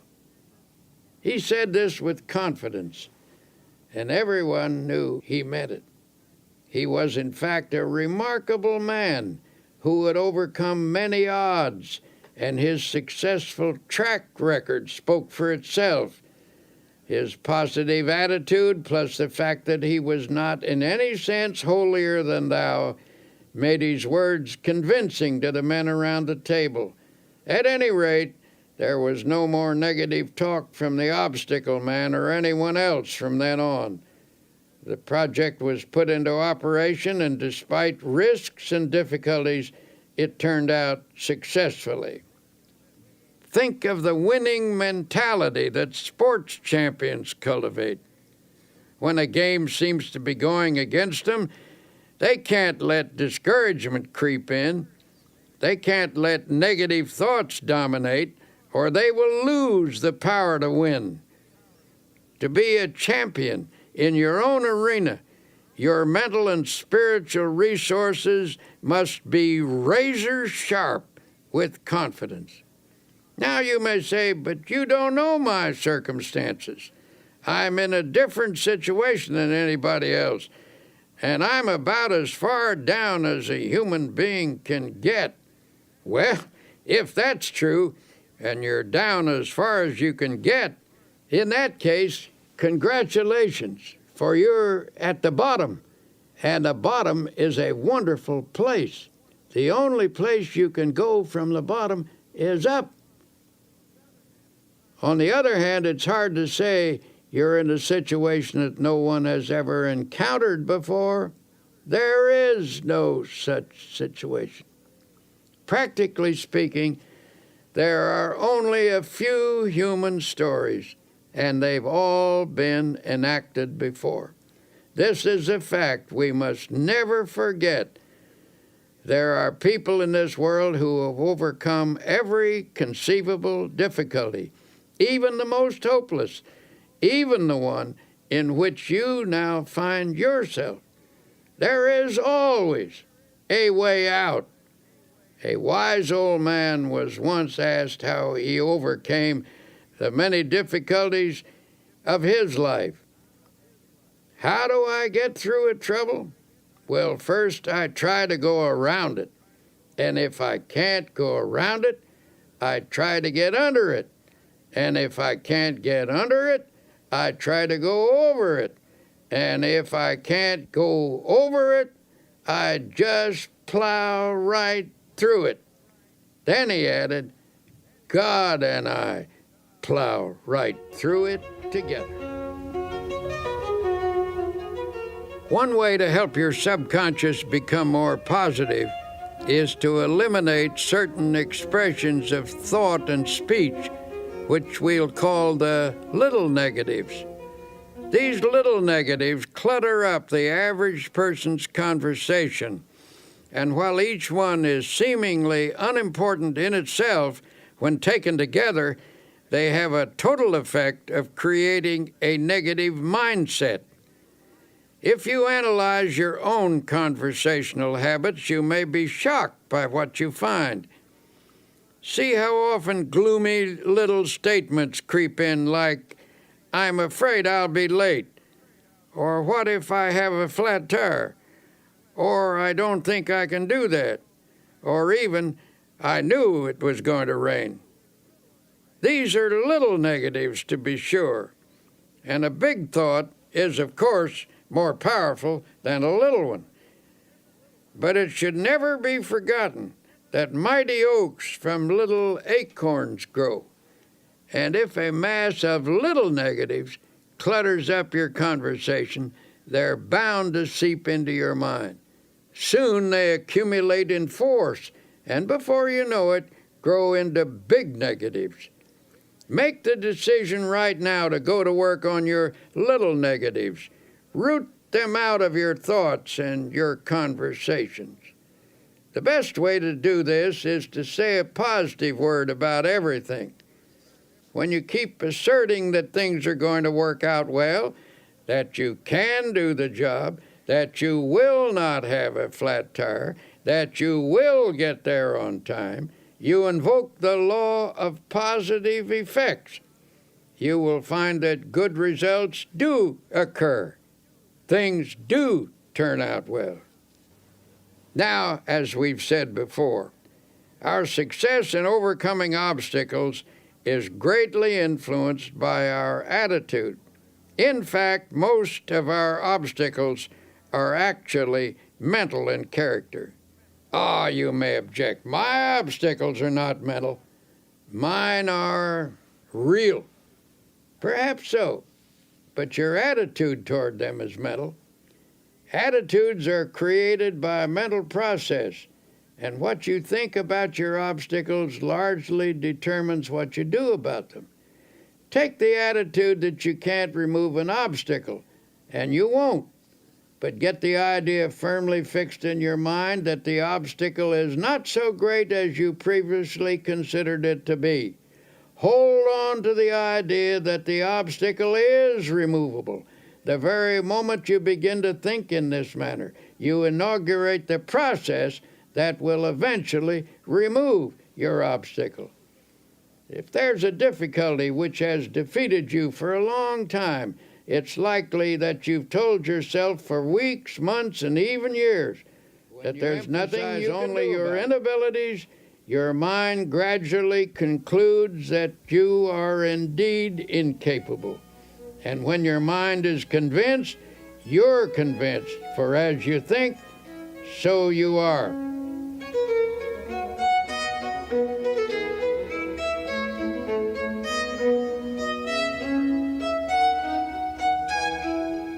Armed with a new attitude, now take another look at that obstacle that's been bothering you. You will find that it isn't so formidable as you thought. Say to yourself, the rough is only mental. I think victory, I get victory. Remember that formula. Write it on a piece of paper, put it in your wallet, stick it over the kitchen sink, put it on your dressing table and on your desk. Keep looking at it until its truth permeates your whole mental attitude, until it becomes a positive obsession. I can do all things through Christ who strengthens me. What may seem to be a difficult proposition is hard or easy depending upon how we think about it. Some of America's greatest thinkers tackled this question of attitude, and each came to the same conclusion. Ralph Waldo Emerson believed that the human personality can be touched with divine power, and through this channel, greatness is released. William James pointed out that the most important factor in any undertaking is one's belief about it. And Henry David Thoreau told us that the secret of achievement is to hold a picture of a successful outcome in mind. I've frequently received letters from people who discovered just how practical the I don't believe in defeat approach can be. One man wrote to relate his father's story. My father was a traveling salesman, the letter began. Every year he changed the line of goods he would sell and tell my mother that this was the last change. He always said that next year our problems would be over and we would be on Easy Street. But Easy Street never happened, and my father was always tense, always afraid of himself, always whistling in the dark. Then one day a fellow salesman gave Father a copy of a little 3-sentence prayer. He was told to repeat it just before calling on a customer. Father tried it, and the results were almost miraculous. He sold 85% of all the calls he made the first week, and every week after that, the results were wonderful. Some weeks, his percentage ran as high as 95, and Father had 16 weeks in which he sold every customer he called on. Father gave this prayer to several other salesmen, and in each case, it brought astounding results. Here is the prayer. I believe I am always divinely guided. I believe I will always take the right turn in the road. I believe God will always make a way where there is no way. Obstacles exist, all right, but even if we don't dream them up, most of the time they're not really as difficult as they seem. It's your attitude that counts, your attitude which gives obstacles their power or lack of power. To the degree that your attitude shifts from negative to positive, the ability to master your problems will come. You must believe that Almighty God has instilled in you the power to lift yourself out of the rough by keeping your eye firmly fixed on the source of your power. Affirm to yourself that through this power you can do anything you have to do. Believe that this power is taking the tension out of you, that His power is flowing through you. Believe this, and a sense of victory One simple exercise will to come. practice. Say out loud, "I don't believe in defeat. I don't believe in defeat." Continue to affirm that day and night until the idea completely dominates your subconscious. Eventually, you'll discover that the shortest path between you and your goal is a direct one, despite any obstacle in your way.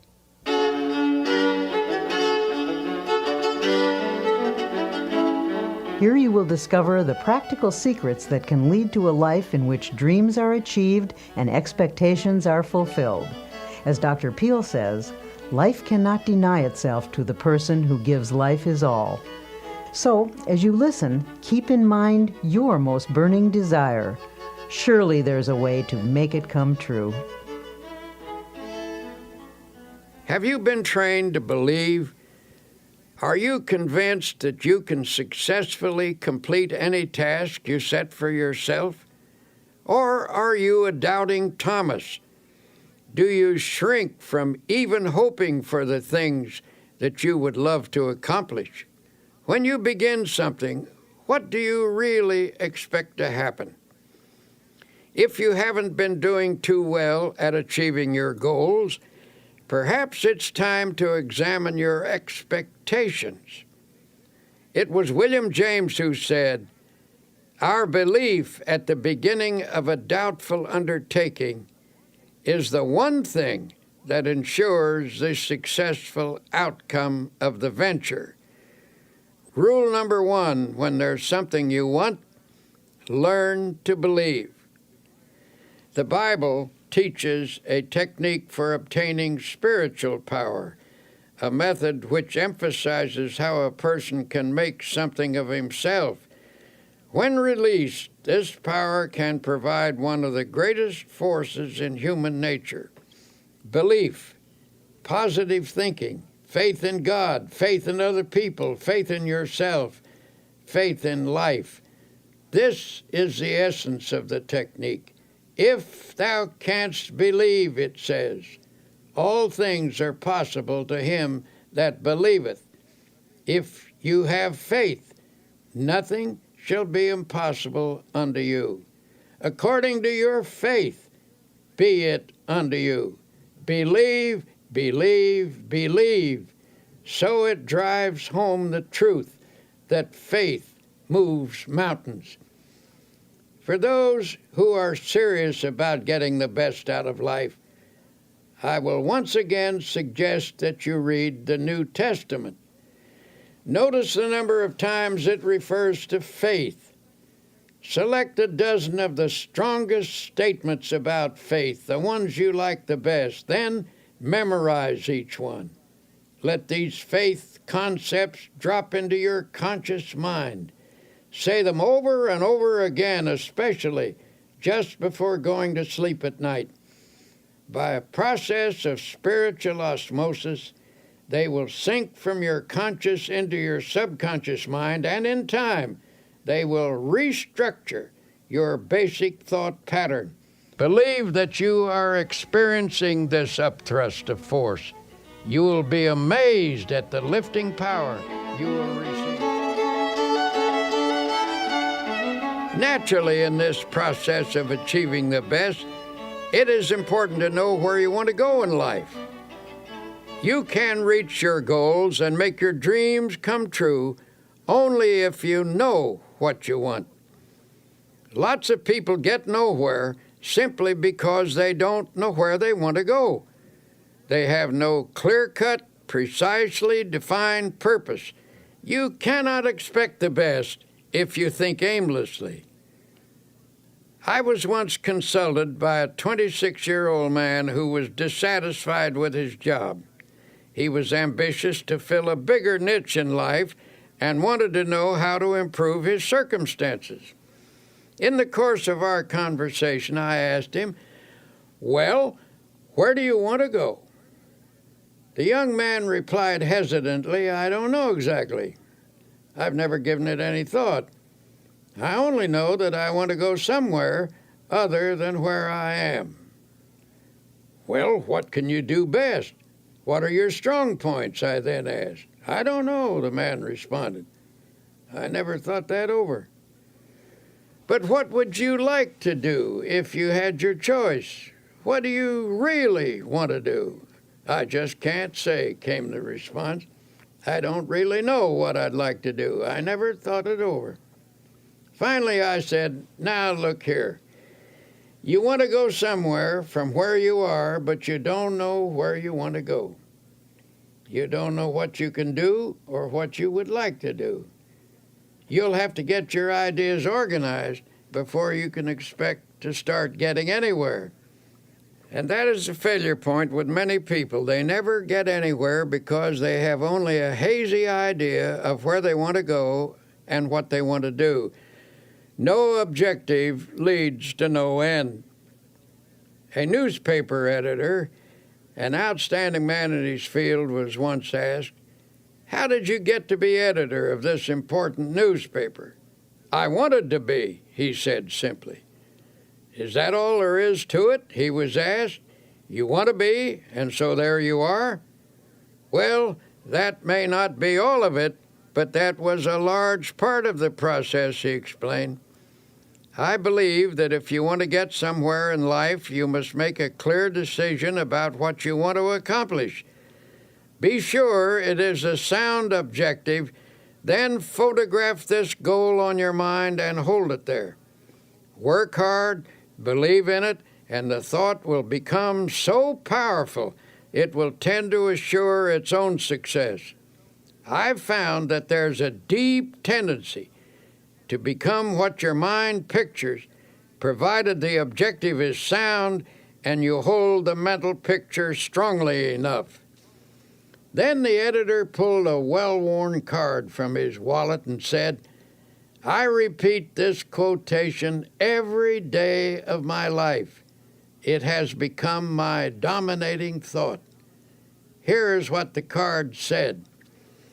"A man who is self-reliant, positive, optimistic, and undertakes his work with the assurance of success magnetizes his condition. He draws to himself the creative powers of the universe."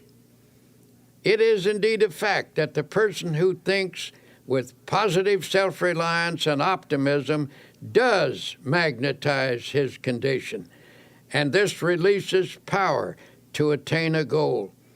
Over and over again, we've seen that what the mind profoundly expects, it tends to receive.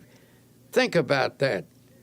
Perhaps this is because the thing that you expect is what you actually want. Unless you want something deeply enough to create a dynamic atmosphere of positive factors, your desire is likely to elude you. Is a great law to meditate upon. Faith, power, works wonders. Those 4 words are packed with dynamic and creative force. Hold them in your thoughts. Say them over and over again. Say them until your mind accepts them, until you believe them. Faith, power, works wonders. You can overcome any obstacle. You can achieve the most tremendous things by faith power. And how do you develop faith power? As I've said before, the answer is to saturate your mind with the great words of the Bible. Spend 1 hour a day reading the Bible and committing its great passages to memory. The change in you and in your experiences will be little short of miraculous. Just one section of the Bible will accomplish this for you.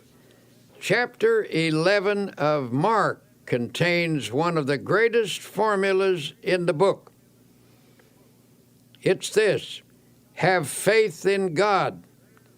For verily I say unto you, that whosoever shall say unto this mountain, Be removed, and be thou cast into the sea, and shall not doubt in his heart, but shall believe that those things which he saith shall come to pass, he shall have whatsoever he saith. Now, why does this passage use the word heart?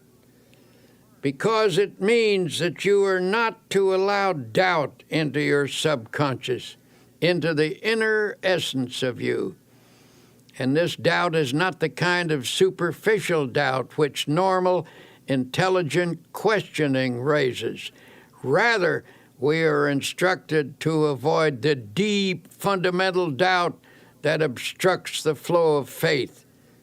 Another interesting thing to note about this passage is that we are told, "Ye shall say to this mountain." The reason great things don't happen to some people is because they aren't specific enough in their application of faith power. In other words, don't address your efforts to the entire mountain range of all your difficulties. Attack one problem at a time. Be specific. If there's something you want, what is the best way to go about getting it? In the first place, ask yourself, should I want it? Test the question very honestly in prayer to be sure you should want it and whether you should have it. If you can answer that question in the affirmative, then ask God for it and don't be backward in asking Him. And if God, having more insight, believes that you shouldn't have it, you needn't worry, He won't give it to you. But if it is a right thing, ask Him for it specifically.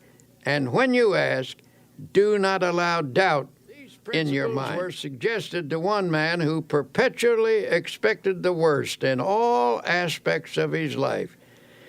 He took a negative attitude toward every project or problem he faced and expressed a vigorous disbelief in these principles.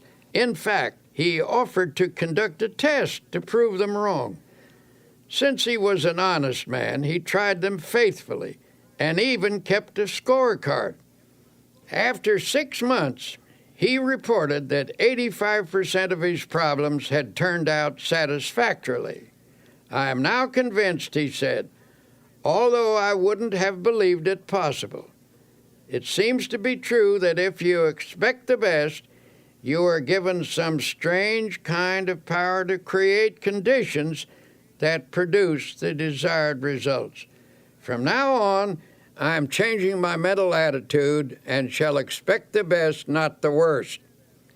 My test indicates that this is not a theory, but a realistic way to meet life's situations. May I say that I am very interested in you. So every day as you confront the problems of life, I suggest that you affirm as follows. I believe that God gives me power to attain what I really want. Never mention the worst. Never think of it. Drop it out of your consciousness. At least 10 times every day, repeat to yourself, I expect the best, and with God's help, will attain the best. If in the depths of your mind you visualize the best and employ the powers of faith and energy, you will get the best. If with all your heart, that is the secret. If with all your heart, that is to say, if you reach out creatively toward your heart's desire with your entire personality, your reach will not be in vain. So expect the best. Never think of the worst. Drop it out of your thoughts. Let there be no thought in your mind that the worst will happen, for whatever you take into your mind can grow there. So take in only the best. Nurture it. Concentrate on it. Emphasize it. Visualize it. Prayerize it. Surround it with faith. Expect the best at all times, and spiritually creative mind power, aided by God power, will produce the best. You have finished listening to these tapes. What have you heard? Simply a series of practical and workable techniques for living a successful life. You have heard a formula of belief and practice which should help you win victory over every defeat. Examples have been given here of people who have believed and who have applied the suggested techniques. But listening is not enough. Now please go back and practice each technique. They have been tested in the laboratory of spiritual and practical experience. When applied, they will work for you as they have worked for many. We may never meet in person, but through these tapes, I feel we have met. We are friends and partners, so believe and live successfully. Thank you, and best wishes always, Norman Vincent Peale.